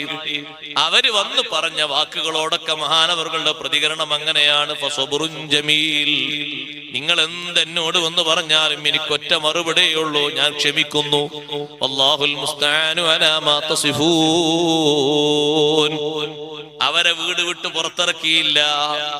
ചെയ്ത കുറ്റത്തിന്റെ പേരിൽ 10 മക്കളെയും വീട്ടിൽ നിന്ന് പുറത്തേക്ക് ആക്കിയില്ല, തള്ളിയില്ല, ആക്ഷേപിച്ചില്ല. നല്ല ക്ഷമ ചെയ്തവരെ മുന്നോട്ട് അവരോടൊപ്പം ജീവിച്ചു. അതിലങ്ങ് ക്ഷമിച്ചു ഉറച്ചു നിന്നപ്പോൾ അവരോടുകൂടെ ജീവിക്കാൻ അല്ലാഹു തആല വീണ്ടും നല്ല ആരോഗ്യമുള്ള ആയുസ് കൊടുത്തു. കാഴ്ചയൊക്കെ പൂർണാർത്ഥത്തിൽ തിരിച്ചു കൊടുത്തു. ആ സബറിന്റെ പിന്നിൽ കിട്ടിയ ഭംഗിയാണ്. ക്ഷമിച്ച് സഹിച്ചു നിന്ന്, എന്നാലും ടെൻഷനുകളെ കൊണ്ട് കരഞ്ഞിട്ടും ദുഃഖം സഹിച്ചിട്ടും കണ്ണിന്റെ കാഴ്ചകളൊക്കെ മങ്ങിയത് ഫുൾ റെഡിയിൽ അല്ലാഹു തആല മടക്കി കൊടുത്തു. സബറിന് കിട്ടിയ ഒരു മധുരാണ്. അതിന്റെ പൂർണ്ണമായ മധുരം ആഖിറത്തിൽ ആസ്വദിക്കാം. എന്നിട്ട് ആ നല്ല കാഴ്ചയുള്ള ആരോഗ്യമുള്ള അവസ്ഥയിൽ തന്നെ അവരോടൊപ്പം വീണ്ടും ജീവിച്ചു. നല്ല സൗകര്യങ്ങളുള്ള സ്ഥലത്ത് 10-25 വർഷം മിസ്റിൽ പോയി താമസിച്ചു. മിസ്റിലേക്ക് കൂട്ടിക്കൊണ്ടുവരാൻ വേണ്ടി സഹോദരങ്ങളോട് യൂസുഫ് നബി അലൈഹിസ്സലാം കൽപ്പിച്ചു, കുടുംബങ്ങളൊക്കെ കൂട്ടിയിട്ട് ഇങ്ങോട്ട് വരി. അവിടെ താമസിപ്പിച്ചു. ഈ താമസവും ഈ സൗകര്യങ്ങളൊക്കെ അല്ലാഹു തആല കൊടുത്തതിന്റെ പിന്നിൽ ആ സുബ്റാൻ മുഖ്യമായിട്ട്. ഒരു ടെൻഷൻ, ഒരു വിഷമം സാമ്പത്തികമായോ ശാരീരികമായോ കുടുംബപരമായോ വന്നാൽ നമ്മൾ അള്ളാഹുവിൽ നിന്ന് പ്രതീക്ഷ വിട്ടുപോകരുത്. അള്ളാഹു നമ്മളെ പരിഗണിക്കാതെ ആയിപ്പോയി എന്ന് ചിന്തിക്കാൻ പാടില്ല. അള്ളാഹു തആല നമ്മളെ സബർ പരിശോധിച്ച് തരാൻ കാത്തിരിക്കായിരിക്കും. റബ്ബ് തആല തരും. എത്ര വർഷമാണ് യൂസുഫ് നബി അലൈഹിസ്സലാമിനെ കാണാതെ ക്ഷമിച്ചത്? 80 വർഷം. ചെറിയ ക്ഷമയാണ്. 80 വർഷം. മക്കളില്ലാത്തതിന്റെ പേരിൽ എത്ര വർഷം ക്ഷമിച്ചു ഇബ്രാഹിം നബി അലൈഹിസ്സലാം? 86 വർഷം. 86ാമത്തെ വയസ്സിൽ അല്ലാഹു ഒരു കുഞ്ഞിനെ നൽകി. പിന്നെയും അല്ലാഹു തആല നൽകി ഒരു 10 വർഷങ്ങൾക്ക് ശേഷം, 13 വർഷത്തിന് ശേഷം മറ്റൊരു കുഞ്ഞിനെയും കൂടി നൽകി, ഇസ്ഹാഖ് നബി അലൈഹിസ്സലാമിനെ. പിന്നീട് ആ സന്താന പരമ്പരകളിൽ ഒരുപാട് നബിമാർ അല്ലാഹു തആല നൽകി. ഫഖദ് ആതൈനാ ആല ഇബ്രാഹിമൽ കിതാബ വൽ ഹിക്മത വആതൈനാഹും മുൽക്കൻ അളീമാ. എത്ര നബിമാർ, എത്ര ഗ്രന്ഥങ്ങളൊക്കെ ലഭിച്ചവര് ഒക്കെ ആ സന്താന പരമ്പരയിലൂടെ വന്നത്. അപ്പൊ പ്രയാസങ്ങൾ, വിഷമങ്ങൾ വരുമ്പോ ക്ഷമയോടുകൂടെ മുന്നോട്ട് നീങ്ങണം, നല്ല സ്വബർ പാലിക്കണം.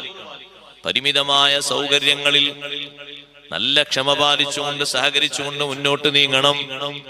പൂർവികരായ ആളുകളുടെ പരിമിതമായ സൗകര്യങ്ങൾ നമ്മൾ മറക്കരുത്, എപ്പോഴും നമ്മുടെ മനസ്സിൽ വേണം. അവര് പതുങ്ങിയ പരിമിതമായ സൗകര്യങ്ങളിൽ ജീവിച്ച് ഒരുപാട് കർമ്മങ്ങളെ കൊണ്ട് ജീവിതം ധന്യമാക്കി. നമ്മൾ അവരെക്കാളും വലിയ സൗകര്യങ്ങളുള്ളവരാണ്, പക്ഷേ അവരുടെ അമലുകളോട് നമ്മൾ എത്തിയിട്ടില്ല. ആ നിലക്ക് ചിന്തിക്കുമ്പോൾ ഒരു വിഷമം നമ്മുടെ ഭാഗത്തുണ്ട്. വിളക്ക് കത്തിച്ചു വെച്ച് ഖുർആൻ ഖത്മ് തീർത്തവരെ പോലെ ഇന്ന് സുന്ദരമായ ലൈറ്റുകൾ കത്തുന്ന വീട്ടിൽ ഖത്മ് തീരുന്നില്ല. ഓലമേഞ്ഞ വീടുകളിൽ നിസ്കരിച്ചിരുന്ന തഹജ്ജുദിന്റെ റക്അത്ത് പോലെ സൗകര്യ സമാനമായ വീട്ടിൽ, സൗകര്യങ്ങൾ സ്വർഗ സമാനമായ വീട്ടിൽ നിസ്കാരങ്ങൾ കുറഞ്ഞുപോയി. ഓടുകൊണ്ട് മേഞ്ഞ വീട്ടില് ഭക്ഷണം നൽകിയിരുന്നത് പോലെ, മൗലിദ് ഓതിയിരുന്നത് പോലെ, റാത്തീബ് ചൊല്ലിയിരുന്നത് പോലെ, ഒരുപാട് ഉറൂസുകൾ നടത്തിയിരുന്നത് പോലെ സൗകര്യങ്ങളുള്ള വീട്ടിൽ ഉറൂസുകൾ നടക്കുന്നില്ല, കുറഞ്ഞുപോയി. ആലോചിച്ചു നോക്കൂ സഹോദരങ്ങളെ, വളരെ കൃത്യമല്ലേ? അപ്പൊ അവർ സൗകര്യങ്ങൾ കുറഞ്ഞിട്ട് സമ്പാദ്യങ്ങൾ വർദ്ധിപ്പിച്ചവരാണ്. സൗകര്യങ്ങൾ കൂടിക്കൂടി വന്ന നമുക്ക് അമലുകൾ കുറഞ്ഞുകൊണ്ടിരിക്കുകയാണ്. അവരുടെ വീട്ടിൽ വിളക്ക് കത്തിച്ച് രാവിലെ ഒരു ജുസ് ഓരോരുത്തരും ഓതിയിരുന്നെങ്കിൽ ഇന്ന് ആ വിളക്ക് കത്തിച്ച് ചെറിയ വെളിച്ചമോ അതിന്റെ പുക മൂക്കിലേക്കും കണ്ണിലേക്കുമായിട്ടുള്ള ഉപദ്രവങ്ങളോ ഒന്നുമില്ലാതെ നല്ല സൗകര്യങ്ങൾ അല്ലാഹു തആല തന്നിട്ട്, നല്ല തണുപ്പും തണുപ്പിക്കാനുള്ള മാർഗങ്ങളും ഇരിക്കാനുള്ള നല്ല കുഷ്യൻ സീറ്റുകളും തന്നിട്ട് പുറം വേദനിക്കുന്നില്ല, അതുപോലെ ഊരവേദനിക്കുന്നില്ല, മുതുക് വേദനിക്കുന്നില്ല, എല്ലാ സംവിധാനങ്ങളും സൗകര്യങ്ങളും തന്നിട്ട് നിലത്തിരുന്ന് മടിയിൽ വെച്ച് മുസാഫ് ഓതുന്നതിന് പകരം നല്ല വൃത്തിയുള്ള മുസാഫ് വെക്കാൻ പറ്റുന്ന നല്ല മേശകൾ തന്നിട്ട് അതിലേക്ക് നോക്കിയിട്ട് ഖുർആൻ ഓതാൻ ഇരിക്കാൻ നല്ല ചെയറും മറ്റു സംവിധാനവും തന്നിട്ട് ഓത്ത് എണ്ണം കുറഞ്ഞുപോയി. സൗകര്യങ്ങൾ കുറഞ്ഞ സമയത്ത് ഇഷ്ടം പോലെ അവർ ചെയ്തു പോയി. അവരുടെ സ്വബറാണത്, നമ്മുടെ സ്വബറിന്റെ കുറവാണിത്. അതിനാണ് ഞാൻ ആ വ്യത്യാസം പറഞ്ഞത്. സൗകര്യങ്ങൾ കുറഞ്ഞ കാലത്ത് 2-3 മണിക്കൂർ സഹോദരിമാരെ, നമ്മുടെ ഉമ്മമാര് കഷ്ടപ്പെട്ട് വീട്ടുജോലി എടുത്തിരുന്നു. വീട്ടുവേലക്ക് അവർക്ക് കിട്ടുന്ന കൂലി ഇന്ന് നമുക്കുണ്ടാകുമോ എന്ന് സംശയമാണ്.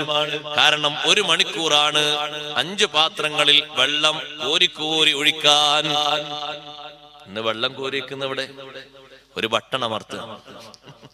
അപ്പൊ ആ കൈ പോയി പ്രസ് ചെയ്യുന്നതിന്റെ കൂലിയെ കിട്ടുന്നുള്ളൂ. വേറെന്താ കിട്ടുന്നത്? വേറൊരു ഓപ്പറേഷൻ ഒന്നും നടക്കുന്നില്ലല്ലോ. ഒന്ന് കൈ ഇങ്ങനെ തൊടുന്നു, അത്രയേ ഉള്ളൂ. ഇനി ഒന്ന് അരക്കുന്ന സമയത്ത് പഴയ കാലത്ത് ശരീരം മുഴുവനും ആക്ഷൻ നടത്തി എല്ലാ ഭാഗത്തും സ്പർശിച്ചിരുന്നു. എത്ര എല്ലുകളും എത്ര ഞരമ്പുകളും അനങ്ങിയോ അതിനൊക്കെ കൂലി കിട്ടിയിരുന്നു. ഇന്നതൊക്കെ പോയി.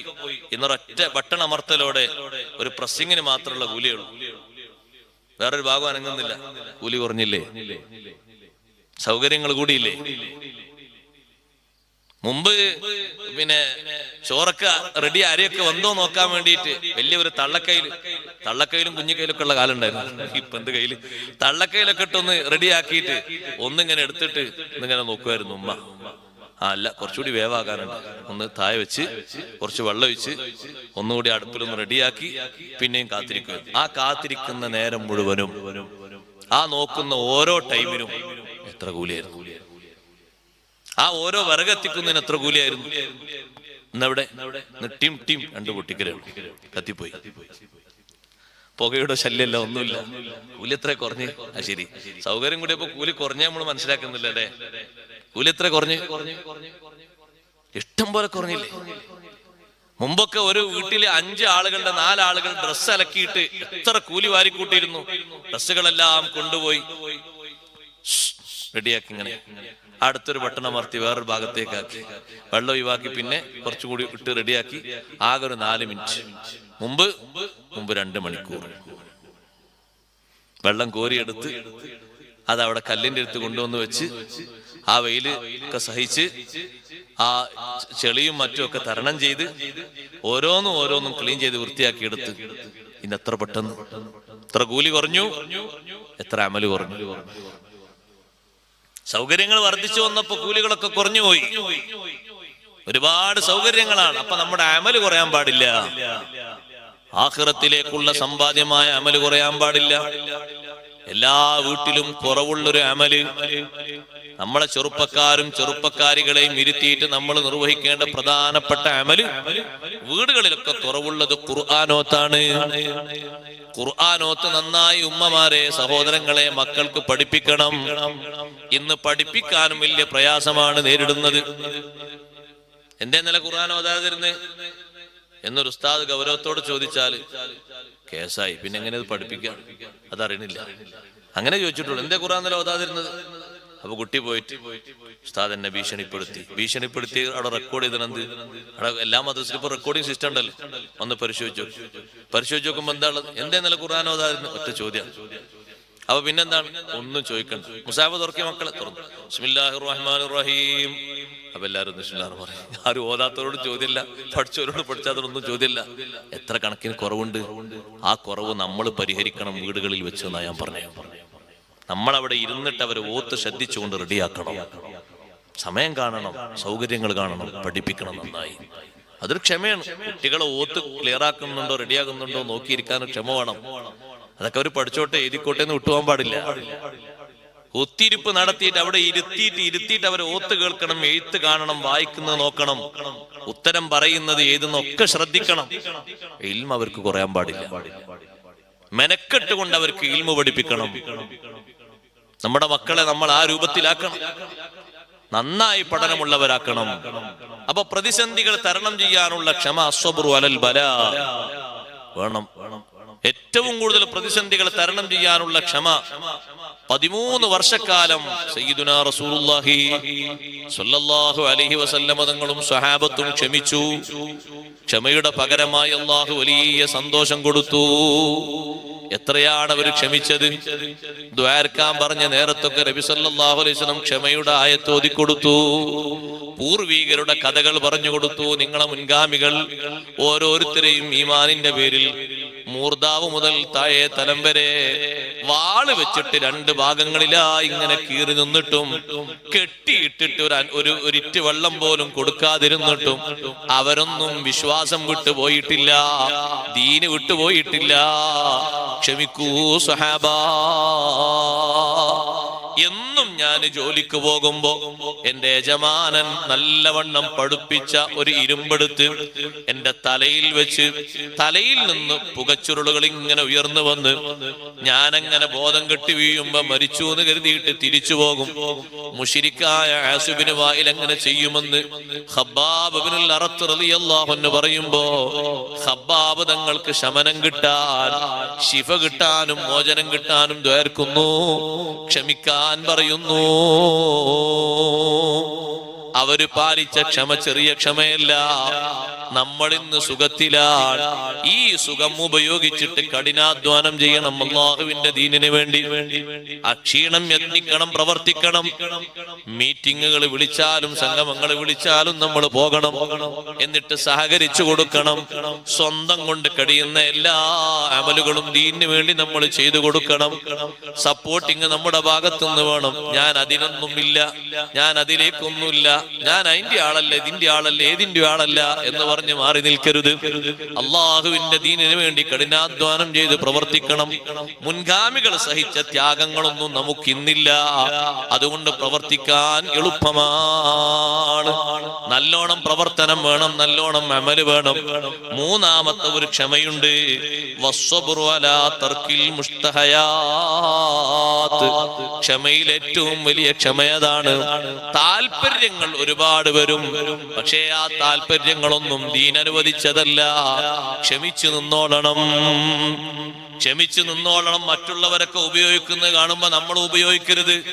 അല്ലാഹു തആല ഖുർആനിൽ പറയുന്നുണ്ട് യഥേഷ്ടം സുഖിക്കുന്ന ആളുകളുടെ സുഖങ്ങളെ പറ്റി. വല്ലദീന കഫറൂ യതമത്തഊന വയഅകുലൂന കമാ തഅകുലുൽ അൻആമു വന്നാറു മസ്വൽ ലഹും. ഈമാൻ ഇല്ലാത്ത ആളുകൾ അടിച്ചു പൊളിച്ച് സുഖിച്ച് ജീവിക്കുന്നു. കന്നുകാലികൾ ഭക്ഷിക്കും പോലെ പരിധിയും പരിമിതിയും ഇല്ലാതെ ഏതും ഭക്ഷിക്കുന്നു, എന്തും കുടിക്കുന്നു. പകരം വന്നാറു മസ്വൽ ലഹും, നരകമാണ് അവരുടെ സങ്കേതം. നമ്മൾ അങ്ങനെ ആകരുത്. ഇഷ്ടം പോലെ താല്പര്യങ്ങൾ ചിറകുടർത്തി വരും. എന്റെ ശബ്ദം ശ്രവിക്കുന്ന യുവതീ യുവാക്കളോട് പറയട്ടെ, മയക്കുമരുന്നുകൾ മുന്നോട്ട് വരും. ക്ഷമ പാലിക്കണം. അള്ളാഹുവിന്റെ പൊരുത്തം വിചാരിച്ച് മാത്രം ക്ഷമിക്കുക. കിട്ടാത്തത് കൊണ്ടല്ല, കിട്ടും. അധ്വാനിക്കണ്ട. ഒരു ചെറിയ ഫോൺ കോൾ, മിസ് കോൾ അടിച്ചാൽ മതി. ഇഷ്ടം പോലെ വിൽപ്പനക്കാരാണ്. അതല്ലേ ഓരോ ദിവസവും വിവരങ്ങൾ പുറത്തു വന്നുകൊണ്ടിരിക്കുന്നത്. പേടിപ്പിക്കുന്ന തരത്തിൽ നമ്മൾ നമ്മളെ രക്ഷപ്പെടുത്താൻ ഒരേ ഒരു മാർഗമേ ഉള്ളൂ. വിശാലമായ ഒരു ലോകത്ത് ആനന്ദിക്കാനുള്ളവരാണ് നമ്മൾ. ആ ഒരു സമയത്തേക്ക് വേണ്ടി, കുറഞ്ഞ കാലത്തേക്ക് വേണ്ടി ക്ഷമിക്കുക. ഈ ദുനിയാവിലെ കുറഞ്ഞൊരു കാലം ക്ഷമ പാലിക്കുക. വിശാലമായ ഒരു ലോകത്തേക്ക് വേണ്ടി, അനന്ത്യമായ സുഖത്തിന് വേണ്ടി ഇവിടെ ഒരു ചെറിയ ലോകത്ത് നല്ലോണം ക്ഷമിക്കുക. അതൊരു പ്രയാസമല്ല. നമ്മൾ എത്ര ക്ഷമിച്ച് കാത്തു നിൽക്കാറുണ്ട്. ഒരു ഇന്റർവ്യൂവിന് അറ്റൻഡ് ചെയ്യാൻ വേണ്ടി 10 വർഷങ്ങളോളം ക്ഷമിക്കുന്നവർ നമ്മളെ കൂട്ടത്തിലുണ്ട്. 20 വർഷം ക്ഷമിച്ചവരുണ്ട്. പരീക്ഷകൾ മാറി മാറി എഴുതിയവരുണ്ട്. ഒരു നല്ല വിഷയത്തിന് വേണ്ടി ഇത്രമാത്രം ക്ഷമിച്ചെങ്കിൽ, നമ്മുടെ ദുനിയാവിലെ നല്ലൊരു വിഷയത്തിന് വേണ്ടി ക്ഷമിക്കുന്നുവെങ്കിൽ, കാലകാലം നീണ്ടു നിൽക്കുന്ന സുഖത്തിന് വേണ്ടി നമുക്ക് ക്ഷമിക്കാമല്ലോ. ആഗ്രഹിക്കുന്നത് പലതും മുന്നോട്ട് വരും. പക്ഷേ ദീൻ അനുവദിക്കാത്തതാണ് പലതും. ക്ഷമയോടെ സമീപിച്ചുകൊണ്ട് മുന്നോട്ട് നീങ്ങണം. ആ താല്പര്യങ്ങളിൽ നമ്മൾ വിട്ടുവീണു പോകാൻ പാടില്ല, പെട്ടുപോകാൻ പാടില്ല. യുവതീ യുവാക്കളോട് ഞാൻ പറയട്ടെ, കുറഞ്ഞ കാലമേ ഉള്ളൂ ഇവിടുത്തെ ജീവിതം. ഈ ജീവിതത്തിൽ ക്ഷമ പാലിക്കണം. മദ്യം ഇവിടെ അനുവദനീയമായി മുന്നോട്ട് വരും. മയക്കുമരുന്നുകൾ അനുവദനീയമായി മുന്നോട്ട് വരും. പലതും യഥേഷ്ടം കിട്ടുന്ന രൂപത്തിൽ മുന്നോട്ട് വരും. സുബ്ഹാനല്ലാഹ്. സ്വന്തം ശരീരത്തിന്റെ അനാവശ്യങ്ങൾ അനുവദിക്കപ്പെടുന്ന രൂപത്തിൽ മുന്നോട്ട് വരും. ക്ഷമിക്കുകയല്ലാതെ മറ്റു പോംവഴിയില്ല. ഒന്നിനുമല്ല ക്ഷമിക്കുന്നത്. ഇബ്തിഗാഅ വജ്ഹി റബ്ബിഹിം, റബ്ബിന്റെ പ്രീതി പ്രതീക്ഷിച്ചുകൊണ്ട് മാത്രമാണ് ക്ഷമിക്കുന്നത്. ആ ക്ഷമക്കാണ് വലിയ മരുന്നുള്ളത്. അള്ളാഹുവിന്റെ പൊരുത്തം മാത്രം കാംക്ഷിച്ചുകൊണ്ടുള്ള ക്ഷമ. റബ്ബ് സുബ്ഹാനഹു വ തആല ക്ഷമിക്കാൻ പറഞ്ഞതുകൊണ്ട് നന്നായി ക്ഷമ പാലിച്ചുകൊണ്ട് മുന്നോട്ട് നീങ്ങണം. വക്കറ്റ് വരുന്നു. സംഭാവനകൾ നല്ലോണം കൊടുക്കണം. ഇന്നലെയും ഒരുപാട് ആളുകൾ നമ്മുടെ മുത്തഅല്ലിമീങ്ങൾക്ക് വേണ്ടി, ഭക്ഷണത്തിലേക്ക് വേണ്ടി ബഹുമാനപ്പെട്ട സയ്യിദ് അവറുകളുടെ ചോദ്യത്തിന് ഉത്തരമായി ഉസ്താദുമാരുടെ ഒക്കെ സാന്നിധ്യത്തിൽ വലിയ വലിയ സംഭാവനകൾ ചെയ്തിട്ടുണ്ട്. അള്ളാഹു സ്വീകരിക്കുമാറാകട്ടെ. ഇൽമിന്റെ വലിയ ഖിദ്മത്തായിട്ട് അള്ളാഹു ഖബൂലാക്കുമാറാകട്ടെ. അപ്പൊ ഈ നിലക്ക് ക്ഷമിക്കുമ്പോ ഇബ്തിഗാഅ വജ്ഹി റബ്ബിഹിം എന്നാണ് അവിടെ പറഞ്ഞത്. അല്ലാഹു തആലാന്റെ പൊരുത്തം പ്രതീക്ഷിച്ചുകൊണ്ട് അങ്ങനെ ക്ഷമിക്കുമ്പോ ഒരു പ്രയാസം ഉണ്ടാകൂല. റബ്ബ് തആല ക്ഷമിക്കാൻ പറഞ്ഞുകൊണ്ടാണല്ലോ ക്ഷമിക്കുന്നത്. അതുകൊണ്ട് നല്ലോണം ക്ഷമിക്കും. പിന്നെ കൂട്ടത്തിൽ പറഞ്ഞു വഅഖാമുസ്സലാ. ഖുർആനിൽ എല്ലാ സ്ഥലത്തും അല്ലാഹു തആല മൊത്തം പറഞ്ഞിട്ടുണ്ടെങ്കിലും വേറിട്ട് എണ്ണി പഠിപ്പിക്കുന്നത് ഈ ഒരു വിഷയത്തിന്റെ മർമ്മം പഠിപ്പിക്കാൻ വേണ്ടിയാണ്. ഇമാം റാസി റളിയല്ലാഹു അൻഹു പറഞ്ഞു, ആദ്യം പറഞ്ഞ 2 വിഷയത്തിലും ഇത് ഉൾപ്പെട്ടിട്ടുണ്ട്. പിന്നെയും എന്തിനാ എടുത്തു പറഞ്ഞത്? തബ്ബീഹൻ അലാ കൗനിഹാ അഷ്റഫ മിൻ സായിരിൽ ഇബാദാത്തി. മറ്റു എല്ലാ ഇബാദത്തുകളെക്കാളും ഏറ്റവും മഹത്വമുള്ള ഇബാദത്ത് നിസ്കാരമാണ്. അത് കൂടുതൽ ശ്രദ്ധിക്കാൻ വേണ്ടിയാണ് അഖാമുസ്സലാ. നിസ്കരിക്കുന്നവർ എന്നല്ല ഖുർആനിലൂടെ നീളം അല്ലാഹു പറഞ്ഞത്. നിസ്കാരം കൃത്യമായും നിത്യമായും നിർവഹിക്കുന്നവർ എന്നാണ്. അതുകൊണ്ടാണ് അങ്ങനെ ഒരു പ്രയോഗം അല്ലദീന യുഖീമൂനസ്സലാ അഖിമിസ്സലാ അഖിമിസ്സലാത ലിദിക്രി. പറഞ്ഞിടത്തൊക്കെ അള്ളാഹു അങ്ങനെയാ പറഞ്ഞത്, ഹാഫിളൂ അലസ്വലവാതി വസ്വലാത്തിൽ വുസ്താ, പതിവായി കൊണ്ട് നടക്കണം. എപ്പോഴെങ്കിലും നിസ്കരിച്ചാ പോരാ, എങ്ങനെങ്കിലും നിസ്കരിച്ചാ പോരാ. എപ്പോഴെങ്കിലൊക്കെ നിസ്കരിക്കുന്ന ആളാണ്, ആഴ്ചയിലൊക്കെ വെള്ളിയാഴ്ച ഒരു ജുമ നിസ്കരിക്കും. അല്ലെങ്കിൽ മാസത്തിൽ എപ്പോഴെങ്കിലൊക്കെ ഒരു രോഗം വരുമ്പോ മാത്രം ഒരു നിസ്കാരം നിസ്കരിക്കും. അല്ലെങ്കിൽ കുടുംബത്തിൽ എന്തെങ്കിലും ആർക്കെങ്കിലും ഒക്കെ രോഗം വരികയാണെങ്കിൽ വേഗം നിസ്കരിച്ചിട്ട് പഠിച്ചോ കുറച്ചുകൂടി ദീർഘായുസ് തരട്ടേറ്റ് ഒന്ന് നിസ്കരിക്കും. അതല്ലെങ്കിലോ വർഷത്തിലൊരു നിസ്കാരം, പെരുന്നാളിന് എല്ലാവരും പള്ളിയിൽ വരുമ്പോ ഞാനും ഈ നാട്ടിലുണ്ട് മരിച്ചിട്ടില്ല എന്ന് അറിയിക്കാൻ വേണ്ടി ഒരു നിസ്കാരം. അങ്ങനെ ഒരു വാർഷിക പതിപ്പോ മാസാന്ത പതിപ്പോ വാരാന്ത പതിപ്പോ ആയി മാറാതെ കൃത്യമായും നിത്യമായും നിസ്കരിക്കുന്നവരാകണം. നിസ്കാരത്തിൽ കൂടുതൽ ശ്രദ്ധ പാലിക്കണം. ഞാനത് നീട്ടിപ്പരത്തി പറയുന്നില്ല. സ്വർഗത്തിലേക്കുള്ള വിഷയങ്ങൾ പഠിപ്പിച്ച ഖുർആനിൽ എവിടെ പറഞ്ഞിട്ടുണ്ടോ അടയാളങ്ങൾ, നിസ്കാരം അള്ളാഹു എടുത്തു തന്നെ പറഞ്ഞിട്ടുണ്ട്, വ്യക്തമായി തന്നെ പറഞ്ഞിട്ടുണ്ട്. പല ആരാധനകളും അള്ളാഹു തആല വ്യംഗ്യമായി പറഞ്ഞതാണ്. പക്ഷേ നിസ്കാരം അങ്ങനെയല്ല, അത് എടുത്തു തന്നെ പറഞ്ഞിട്ടുണ്ട്. അതാ നിസ്കാരം എന്ന് പറയുന്ന കർമ്മത്തിന്റെ മഹത്വം പഠിപ്പിക്കാനാണ്. വേറെ ഏത് സംഗതികളെ പോലെയുമല്ല നിസ്കാരം. നിസ്കാരത്തിന്റെ ബാധ്യത കുറച്ച് കൂടുതലാണ്. ഹജ്ജ് നോക്കൂ സഹോദരങ്ങളെ, അതിന് നിശ്ചിത വ്യക്തികളിൽ മാത്രം അത് പരിമിതമാണ്.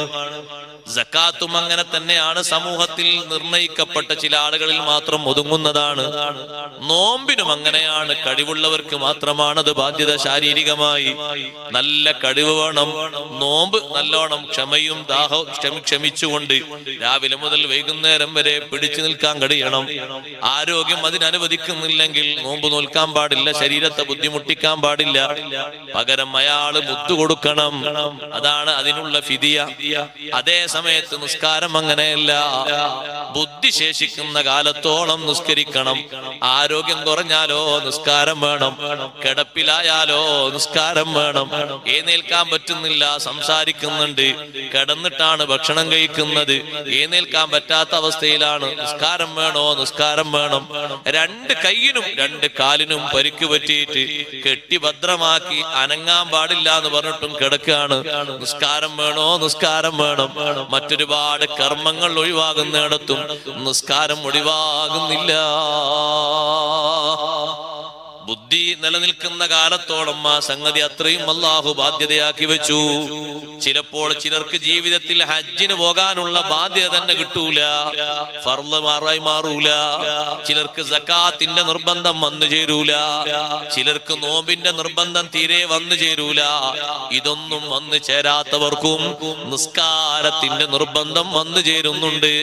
അതുകൊണ്ടാണ് അല്ലാഹു തആല നിസ്കാരം എന്ന് പറയുന്നത് നിന്ന് തന്നെ നിർവഹിക്കണമെന്നില്ല, ഇരുന്ന് തന്നെ നിർവഹിക്കണമെന്നില്ല. കിടന്നിട്ടും നിർവഹിക്കാം, ആംഗ്യത്തിലൂടെയും നിർവഹിക്കാം, മനസ്സിൽ രൂപപ്പെടുത്തിയും നിർവഹിക്കാം. ഒരു നിലക്കും അത് ഒടിവല്ല. ഇങ്ങനെയുള്ളൊരു അമല് നിസ്കാരം മാത്രമേ ഉള്ളൂ. അതുകൊണ്ട് നിസ്കാരം നല്ലോണം പരിഗണിക്കണം. നിസ്കാരത്തിന്റെ വിഷയത്തിൽ കൂടുതൽ ശ്രദ്ധിക്കണം. നമ്മുടെ നേതാവ് സയ്യിദുനാ റസൂലുള്ളാഹി സ്വല്ലല്ലാഹു അലൈഹി വസല്ലമ തങ്ങൾ ഏറ്റവും കാർക്കശ്യം പുലർത്തിയ അമലാണ് നിസ്കാരം. ഏറ്റവും തങ്ങൾക്ക് സഹിക്കാൻ പറ്റാത്തൊരു സങ്കടം വന്ന ഒരു വിഷയമാണ് നിസ്കാരം സമയത്ത് നിന്ന് തെറ്റി എന്നുള്ളത്. ഇത്രയാണ് അതിന്റെ ഗൗരവം. ആ മുത്തുനബി സല്ലല്ലാഹു അലൈഹി വസല്ലമ തങ്ങളുടെ നെറ്റിയിലേക്ക് ഇബ്നു ഖംഅത്ത് എറിഞ്ഞു ഉഹദിന്റെ രണഭൂമിയിൽ വെച്ച്. രക്തം ഇങ്ങനെ പൊടിഞ്ഞു വീണു. സ്വഹീഹുൽ ബുഖാരിയിലും ഇമാം മുസ്ലിം റഹ്മത്തുള്ളാഹി അലൈഹി റിപ്പോർട്ട് ചെയ്ത ഹദീസിൽ കാണാം, അലി ബിൻ അബി ത്വാലിബ് റളിയല്ലാഹു അൻഹു ഒരു പാത്രത്തിൽ രക്തം ഇങ്ങനെ ഒപ്പിയെടുത്ത് പാത്രത്തിൽ നിന്ന് വെള്ളം കൊണ്ട് ഇങ്ങനെ കഴുകുന്നു. പക്ഷെ രക്തം നിലക്കുന്നില്ല. സ്വഹാബിമാർ പല മാർഗങ്ങളും നോക്കുന്നു. ഫാത്തിമ ബീവി റളിയല്ലാഹു അൻഹ രക്തം നിലക്കാത്തത് കണ്ടപ്പോ പെട്ടെന്ന് വീട്ടിലേക്ക് പോയി പായയുടെ ഒരു ഭാഗം മുറിച്ചെടുത്ത് അത് കരിച്ചിട്ട് ആ ചാരം കൊണ്ടുവന്ന് നെറ്റിയിൽ അമർത്തി വെച്ചു. കുറച്ചു നേരം ഇങ്ങനെ പിടിച്ചു വെച്ചു. അപ്പോഴാണ് രക്തം നിലച്ചത്. ഈ എറിഞ്ഞ വ്യക്തിയെ നബി സല്ലല്ലാഹു അലൈഹി വസല്ലം നിങ്ങൾക്കറിയാം. അയാളുടെ ജീവിതം തങ്ങളൊന്ന് മനസ്സിൽ വെച്ച് ഒന്നൊരു നോട്ടം നോക്കിയിട്ട് എതിർപ്പ് പ്രകടിപ്പിച്ചാൽ അയാളുടെ ജീവിതം അവസാനിച്ചു പോയി. ദുആ ചെയ്തില്ല. അതേ ഉഹുദിലല്ലേ സഹോദരങ്ങളെ കയ്യിന്റെ വിരലിന് ഏറുകൊണ്ടിട്ട് രക്തം ഇങ്ങനെ ഉറ്റി വീഴുന്നു. ഷഹാദത്തിന്റെ മഹത്വം, കയ്യിന്റെ സറഫാക്കപ്പെട്ട കൈ എത്രമാത്രം പുണ്യമുള്ള കൈയാണ്. ആ കയ്യിന്റെ വിരലിന് രക്തം ഉറ്റി വീഴുമ്പോ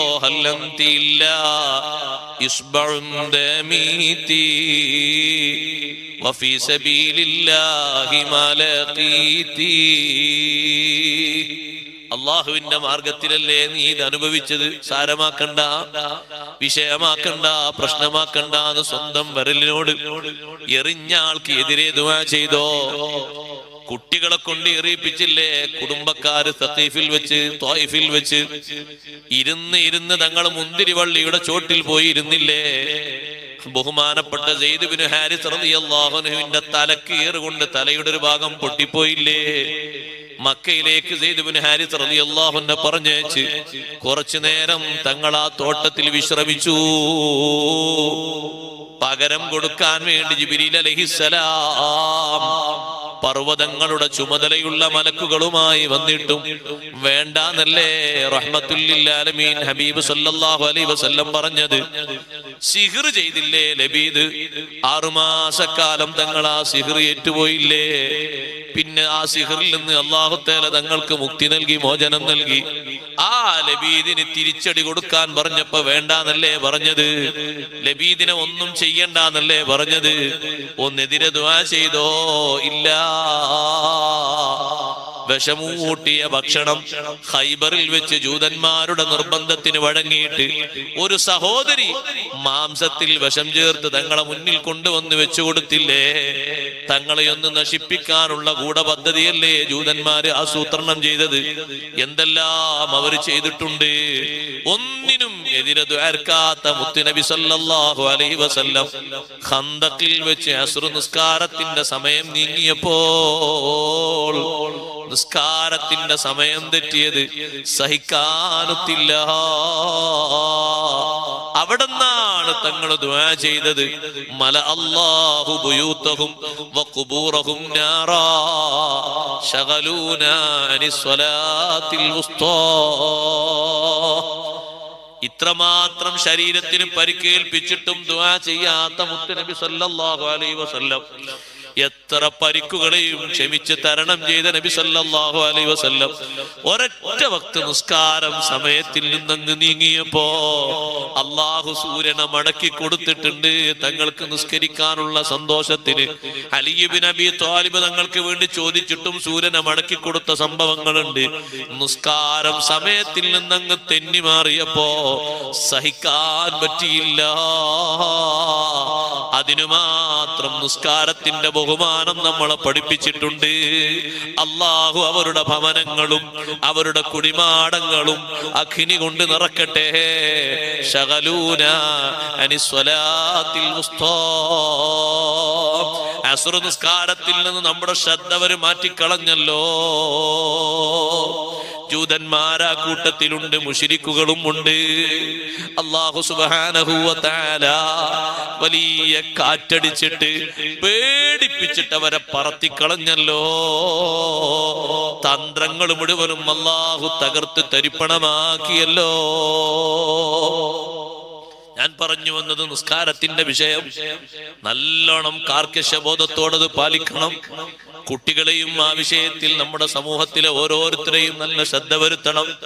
എങ്ങോട്ട് യാത്ര പോവുകയാണെങ്കിലും മുമ്പ് കാലത്തൊക്കെ നിസ്കരിക്കാനുള്ള ഏതെങ്കിലും വീട് അന്വേഷിക്കണ്ടേ? ഇന്ന് നിങ്ങൾ നോക്കി, ഇവിടെ ഒന്ന് കോഴിക്കോട്ടേക്ക് യാത്ര പോകുന്ന ഒരാള് കുടുംബത്തെയും കൂട്ടി യാത്ര പോകുമ്പോ മഗ്രിബിന്റെ തൊട്ട് മുമ്പാണ് അയാൾ പുറപ്പെടുന്നത്. 10 കിലോമീറ്റർ എത്തുന്നതിന്റെ മുമ്പ് 3-4 പള്ളികളുണ്ട്. സ്ത്രീകൾക്ക് അവിടെ നിസ്കരിക്കാൻ പള്ളിയല്ല, പക്ഷേ സൗകര്യമുണ്ട്. ഒരു കവറിലൊന്ന് നിസ്കാര കുപ്പായം കരുതിയാൽ മതി. വുളു എടുക്കാനും അവിടെ സൗകര്യമുണ്ട്. അല്ലാഹു വെച്ച സൗകര്യമല്ലയോ? ഒരു നേരത്തെ നിസ്കാരം വുളുവിന് വെള്ളമില്ലാത്തത് കൊണ്ട് നിസ്കാരം നഷ്ടപ്പെട്ടു പോകുമോ എന്ന് സ്വഹാബത്തിന്റെ പേടി എത്രയാണ്. ഒരു വൈക്ക് യാത്ര കഴിഞ്ഞ് വരുമ്പോ ആയിഷ ബീവി റളിയല്ലാഹു അൻഹയുടെ കഴുത്തിലുള്ള ആഭരണം കാണാത്തത് കൊണ്ട് എന്റെ ആഭരണം കാണുന്നില്ല എന്ന് പറഞ്ഞപ്പോ എല്ലാരും കൂടി തെരഞ്ഞു നോക്കി എന്ന് പറഞ്ഞു. അവിടെ എല്ലാവരും തടസ്സമായി അവിടെ നിന്ന് തരാൻ തുടങ്ങി എല്ലാ ഭാഗത്തേക്കും. അപ്പൊ ആരോ അബൂബക്കർ സിദ്ദീഖ് റളിയല്ലാഹുവിനോട് പറഞ്ഞു, ആയിഷ ബീവി റളിയല്ലാഹുവിന്റെ മാല കാണാത്തത് കൊണ്ടാണ് നമ്മൾ ഇവിടെ യാത്ര നിർത്തിയത്. കുറച്ചു കഴിഞ്ഞാൽ നിസ്കരിക്കാൻ ടൈമായി, ഉളു എടുക്കാൻ ആരെ കയ്യിലും കുറച്ച് വെള്ളം പോലും ഇല്ല. വലിയ വിഷമാണ്. നിസ്കാരത്തിന്റെ സമയം വരാൻ പോകുന്നു, ഉളു എടുക്കാൻ വെള്ളമില്ല. ആയിഷ റളിയല്ലാഹുവിനെ നേരെ ചെന്ന് ആയിഷ റളിയല്ലാഹുവിനോട് പറഞ്ഞു, നിങ്ങളെ ഒരു മാല മനുഷ്യന്മാരെ മുഴുവനും ഇവിടെ തടഞ്ഞു വെച്ചിരിക്കുകയാണ് ആ ഒരു മാല കൊണ്ട്. ആയിഷ റളിയല്ലാഹുവിനെ പറഞ്ഞു, സിദ്ദീഖ് റളിയല്ലാഹുവിന് എന്റെ ഊരൊക്കെ ഒരു കുത്തുകുത്തി, വേദനിച്ചിട്ടുണ്ട്. പക്ഷെ എന്റെ മടിയിൽ നബി സല്ലല്ലാഹു അലൈഹി വസല്ലം കിടക്കുന്നതുകൊണ്ട് ഞാൻ അനങ്ങിയില്ല, അങ്ങനെ തന്നെ ഇരുന്നു, ഒരേ ഇരുത്തം ഇരുന്നു. ഞാൻ ഒട്ടും അനങ്ങിയില്ല, ഒരു ജവാബും ഞാൻ പറഞ്ഞില്ല. നിസ്കരിക്കാനുള്ള സമയമായി, വുളു എടുക്കാൻ വെള്ളമില്ലെന്ന് പറഞ്ഞപ്പോ അല്ലാഹു സുബ്ഹാനഹു വ തആല തയമ്മുമിന്റെ ആയത്തിറക്കി. നിസ്കരിക്കാൻ മറ്റൊരു മാർഗം കിട്ടിയപ്പോ സ്വഹാബത്തിന്റെ മനസ്സിൽ വന്ന സന്തോഷം എത്രയാ! അവർ മുഴുവനും വന്നിട്ട് ആയിഷ ബീവി റളിയല്ലാഹുവിനോട് സന്തോഷം പറയാണ്, മാഹിയ ബി അവ്വലി ബറകതികും യാ ആല അബീ ബക്കർ, അബൂബക്കർ റളിയല്ലാഹുവിന്റെ കുടുംബമേ, ഇത് നിങ്ങളുടെ പ്രഥമമായ ബറക്കത്തല്ല. നിങ്ങളെ കുടുംബത്തെ കൊണ്ട് ഇസ്ലാമിന് ഒരുപാട് അനുഗ്രഹങ്ങൾ ലഭിച്ചിട്ടുണ്ട്. കൂട്ടത്തിൽ ഇപ്പോഴാ ഇതാ തയമ്മുമും വന്നിരിക്കുന്നു, സന്തോഷമായി. നിസ്കരിക്കാൻ നമുക്ക് തടസ്സം വരില്ലല്ലോ, വെള്ളമില്ലാത്തത് കൊണ്ട്. മണ്ണും ഈ ഉമ്മത്തിന് അല്ലാഹ് ഹലാലാക്കി തന്നില്ലേ? ഈ ഉമ്മത്തിന് മാത്രം അല്ലാഹ് ഹലാലാക്കി തന്നതല്ലേ ശുചീകരണത്തിന് മണ്ണ്? മുമ്പ് കാലത്തൊരു ഉമ്മത്തിനും അല്ലാഹു തആല ഒരു വിട്ടുവീഴ്ച നൽകിയിട്ടില്ലല്ലോ. നിസ്കാരത്തിൽ അല്ലാഹു നമുക്ക് തന്ന എളുപ്പം എത്ര വലുതാണ്! എനിക്ക് പലതും എന്റെ ഉമ്മത്തിന് അല്ലാഹ് ഹലാലാക്കി തന്നിട്ടുണ്ട്. കൂട്ടത്തിൽപ്പെട്ട ഒന്നാണ് ജുഇലത്തിൽ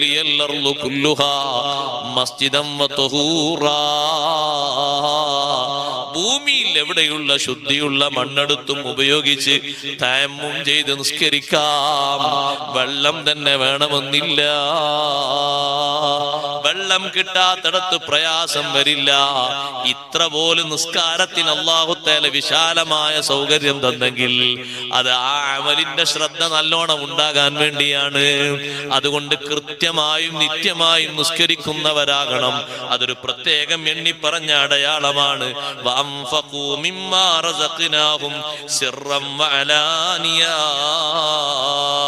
നമ്മൾ അവർക്ക് നൽകിയതിൽ നിന്ന് അവർ ദാനം ചെയ്യണം. നമ്മൾ അവർക്ക് നൽകിയതിൽ നിന്ന് രഹസ്യമായും പരസ്യമായും ചെലവ് ചെയ്യണം. പരസ്യമായിട്ടുള്ള ചെലവാണ് കുടുംബം പോറ്റുന്നത്. അതുപോലെ തന്നെ കൃഷി ചെയ്ത് സമ്പത്ത് വർദ്ധിപ്പിക്കുന്നത്, മറ്റു പല മാർഗങ്ങളിലും പരിശോധനയ്ക്ക് വേണ്ടിയും അതുപോലെ തന്നെ മരുന്ന് വാങ്ങാൻ വേണ്ടിയും ഭക്ഷ്യവസ്തുക്കൾ വാങ്ങാൻ വേണ്ടിയും ഒക്കെ ചെലവ് ചെയ്യുന്നത്, ദീന് നടത്താൻ വേണ്ടി സ്ഥാപനങ്ങൾ ഉണ്ടാകുന്നത്, അതിനുവേണ്ടി പിരിവ് നടത്തുന്നത്, ഇതൊക്കെ പരസ്യമായിട്ടുള്ള ചെലവാണ്.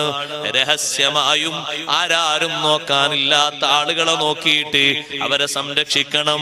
അവർക്ക് സാന്ത്വന പ്രവർത്തനങ്ങൾ നടത്തണം. വേണ്ട ചെലവ് ജീവിതത്തിന് വേണ്ടി കൊടുക്കണം. കടബാധ്യത കൊണ്ട് കുടുങ്ങി നിൽക്കുന്ന ആളെ ആരും തിരിഞ്ഞു നോക്കാതെ അയാൾ ആത്മഹത്യ ചെയ്യരുത്. സംഘമായി നിന്നുകൊണ്ട് അയാളെ കടം തീർത്തു കൊടുക്കണം. ഇവിടെ അല്ലാഹു തആല പറഞ്ഞ ഒരു ശൈലി, മിമ്മാ റസഖ്നാഹും, നമ്മൾ അവർക്ക് നൽകിയതിൽ നിന്ന് എന്നാണ്. എന്താ അങ്ങനെ പറഞ്ഞത്? സ്വന്തമായിട്ട് ഒരാൾക്കും ഒന്നിലും അവകാശമില്ല. എല്ലാം നമ്മൾ നൽകിയതാണ്. നിങ്ങളിൽ നിന്ന് നിങ്ങളൊന്നും കൊടുക്കേണ്ട. നമ്മൾ നൽകിയതിൽ നിന്ന് ചെലവഴിക്കണം. ആ ചെലവിന് വലിയ പ്രത്യേകതയുണ്ട്. ചെലവ് ചെയ്യുന്നത് അല്ലാഹു സുബ്ഹാനഹു വ തആല സ്വർഗത്തിലേക്ക് പോകാനുള്ള ഒരു അടയാളമായി പറഞ്ഞിട്ടുണ്ടല്ലോ. അതുകൊണ്ടാണ് മഹാന്മാരായ ആളുകൾ ദീനിന്റെ മാർഗത്തിലും കുടുംബത്തിന്റെ മാർഗത്തിലും സമൂഹത്തിന്റെ മാർഗത്തിലും ഇഷ്ടം പോലെ സംഗതി ചെലവാക്കി പോയത്.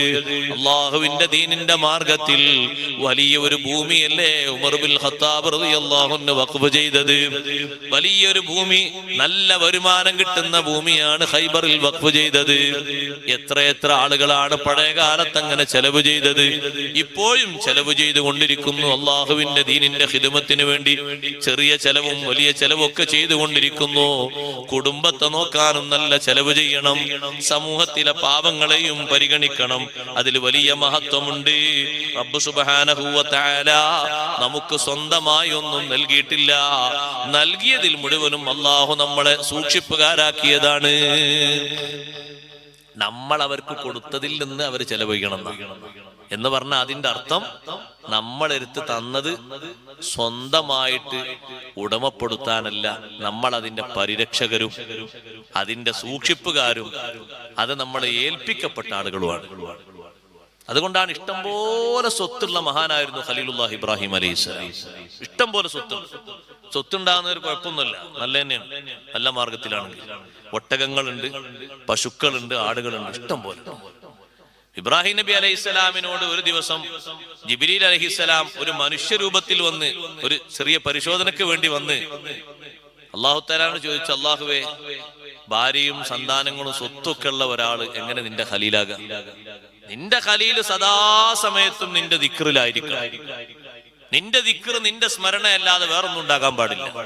ഭാര്യയും മക്കളും സ്വത്തൊക്കെ ഉള്ള ആൾക്ക് സദാസമയത്തും അതിലേക്കൊരു ശോലും ഉണ്ടാകൂലേ, അല്ല പിന്നെ അതിനെ വളർത്താൻ കഴിയും. അല്ലാഹു തആല പറഞ്ഞു, നിങ്ങൾ പോയി നോക്കി. ഇബ്രാഹിം നബി അലൈഹി സ്വലാമിനെ ഒന്ന് ടെസ്റ്റ് ചെയ്തോളിന്നു. ജിബ്രീൽ അലൈഹി സ്വലാം വന്നിട്ട് ആദ്യം ചോദിച്ചു, ഈ കാണുന്ന സമ്പത്തൊക്കെ ആരുതാണ്? ഫസ്റ്റ് മറുപടി ഇല്ല, ഒക്കെ അള്ളാഹുവിന് അവകാശപ്പെട്ടതാണ്. വലാകിൻ ഫീ യദി, താൽക്കാലികമായിട്ട് ഇപ്പൊ എന്റെ കയ്യിലാണ്. നമ്മളെന്താ പറയാ, അതെന്റെതാ, മറ്റേതെന്റെതാ, എന്തെന്റെതാ, നാളെ കഴിഞ്ഞാ കഴിഞ്ഞു, ഇന്ന് രാത്രി കഴിഞ്ഞാ കഴിഞ്ഞു, പിന്നെ നമ്മളെന്താന്ന് പറയാൻ വകുപ്പില്ലല്ലോ. ആര് പറയും? നമ്മൾക്കിപ്പോ കിട്ടിയത് നേരത്തെ കുറെ ആൾക്കാർ പറഞ്ഞു അവരുതാണ് അല്ലേ, എന്നിട്ട് അവര് കൈപിടിച്ചുണ്ടോയോ? അങ്ങനെ നമ്മളും പറഞ്ഞു. ഇബ്രാഹിം നബി അലൈഹി സ്വലാമിന്റെ ഫസ്റ്റ് മറുപടിയിൽ തന്നെ മലക്കിന് മനസ്സിലായി അള്ളാന്റെ ഖലീൽ തന്നെയാണ്. ലില്ലാഹ് വലാകിൻ ഫീ യദി, ഒക്കെ അള്ളാഹുവിന് അവകാശപ്പെട്ടതാണ്, താൽക്കാലികമായിട്ട് എന്റെ കയ്യിലാണ്. അത് തരുമെന്ന് വെച്ചു. നിങ്ങൾക്ക് വേണോ? ദിക്ർ ചൊല്ലിയിട്ട് എടുത്തോളി എന്ന് പറഞ്ഞു. മലക്ക് ദിക്ർ ചൊല്ലി, മലക്കാന്ന് പരിചയപ്പെടുത്തിയിട്ടില്ല. ഇബ്രാഹിം നബി അലൈഹി സ്വലാം പറഞ്ഞു, ദിക്ർ ചൊല്ലിയിട്ട് നിങ്ങൾക്ക് വേണ്ട എടുത്തോളി എന്ന് പറഞ്ഞു. ദിക്ർ ചൊല്ലി കൊടുത്തു, സുബ്ഹാനൽ മലിക്കിൽ ഖുദ്ദൂസ്. എന്നാ മൂന്നിലൊരു ഭാഗം എടുത്തോളി എന്ന് പറഞ്ഞു. മൂന്നിലൊരു ഭാഗം എന്ന് പറഞ്ഞാല് കുറച്ചൊന്നുമില്ലല്ലോ. 300 ഒട്ടകങ്ങൾ ഉണ്ടെങ്കിൽ മൂന്നിലൊരു ഭാഗം എന്ന് പറഞ്ഞാൽ 100 അങ്ങ് പോയി. 300 ആടുകളാണെങ്കിൽ മൂന്നിലൊരു ഭാഗം എന്ന് പറഞ്ഞാൽ 100 ആടും പോയി. അതേ രൂപത്തിൽ പശുക്കളും പോയി, മാറ്റിവെച്ചു. ഈ ദിക്ർ ചൊല്ലിയപ്പോ 3 ഭാഗം മാറ്റിവെച്ചു. ഇനിയും തരുമെന്ന് വെച്ചു. ഇനിയും ദിക്റില്ല, ഇനിയും തരും. രണ്ടാമതും ചൊല്ലി, ബാക്കിയുള്ളതിന്റെ ഒരു അരഭാഗം കൊടുത്തു. ഇനിയും ചൊല്ലിയാൽ ഇനിയും ചൊല്ലിയാൽ ഇനിയും തരും, ഫുള്ളം കൊടുത്തു. ഇതിനൊക്കെ മേയ്ക്കാരെ വേണ്ടേ? അതാ അവിടെ കാണുന്നു 12 നായകൾ അതിനെടുത്തോളൂ എന്ന് പറഞ്ഞു. അപ്പോഴാണ് ഈ 12 നായകളെ സൂക്ഷിച്ചു നോക്കുമ്പോ ഈ 12 നായകളാണ് ഈ കാണുന്ന മൃഗങ്ങളൊക്കെ കാട്ടിൽ കൊണ്ടുപോയി തീറ്റിപ്പോറ്റി കൊണ്ടുവരുന്നത്. ഓരോ വഴിക്കും കൊണ്ടുപോകും. അങ്ങനെ സറായത്തിന് വേണ്ടി നായനെ പോറ്റാൻ പറ്റുമല്ലോ. നായനെങ്ങനെ മടിയിൽ വെച്ച് കിന്നരിക്കേണ്ട, ആവശ്യങ്ങൾക്ക് പോറ്റണമെങ്കിൽ പോറ്റ, കുഴപ്പമൊന്നുമില്ല. കാവലിന് വേണ്ടി അവിടെ തോളിട്ട് നടക്കണം എന്നല്ല അതിന്റെ അർത്ഥം.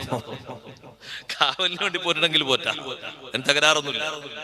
വേട്ടയ്ക്ക് വേണ്ടിയും പോറ്റും, ഇസ്ലാം അനുവദിച്ചതാണ്. കൃഷിക്ക് വേണ്ടി പോറ്റും. ഈ നായകൾ അങ്ങനെ കൊണ്ടുപോകും കാട്ടിലേക്ക്. സമയമായി കഴിഞ്ഞാൽ അവിടെ കുരക്കും. അപ്പൊ എല്ലാവർക്കും ഒരു പോകാൻ ടൈമായി തിരിച്ചു വരും. ഓരോ സ്ഥലത്തെത്തിയാൽ അവിടെ ഇങ്ങനെ ഒന്ന് വട്ടം കറങ്ങുമ്പോ അവിടെ നിൽക്കും മൃഗങ്ങൾ.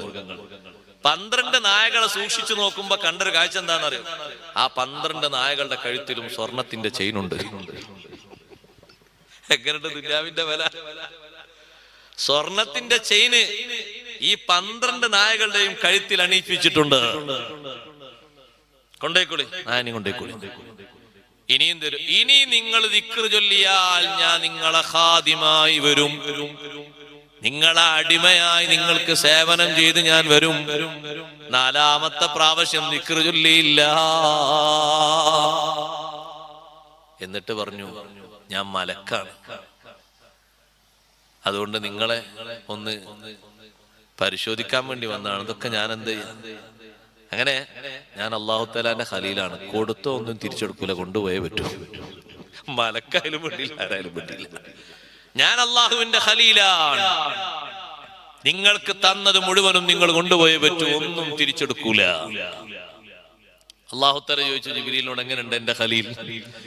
നിങ്ങൾ എന്റെ ഖലീൽ അനുഭവിച്ചില്ലേ? നിഅമൽ ഖലീലു ഖലീലുക്, നിന്റെ ഖലീൽ വളരെ ബെസ്റ്റാണ് അല്ലാഹ്. ഇങ്ങനെ ഒരു ഖലീലിനെ ഞാൻ അനുഭവിച്ചിട്ടില്ല, കണ്ടിട്ടില്ല.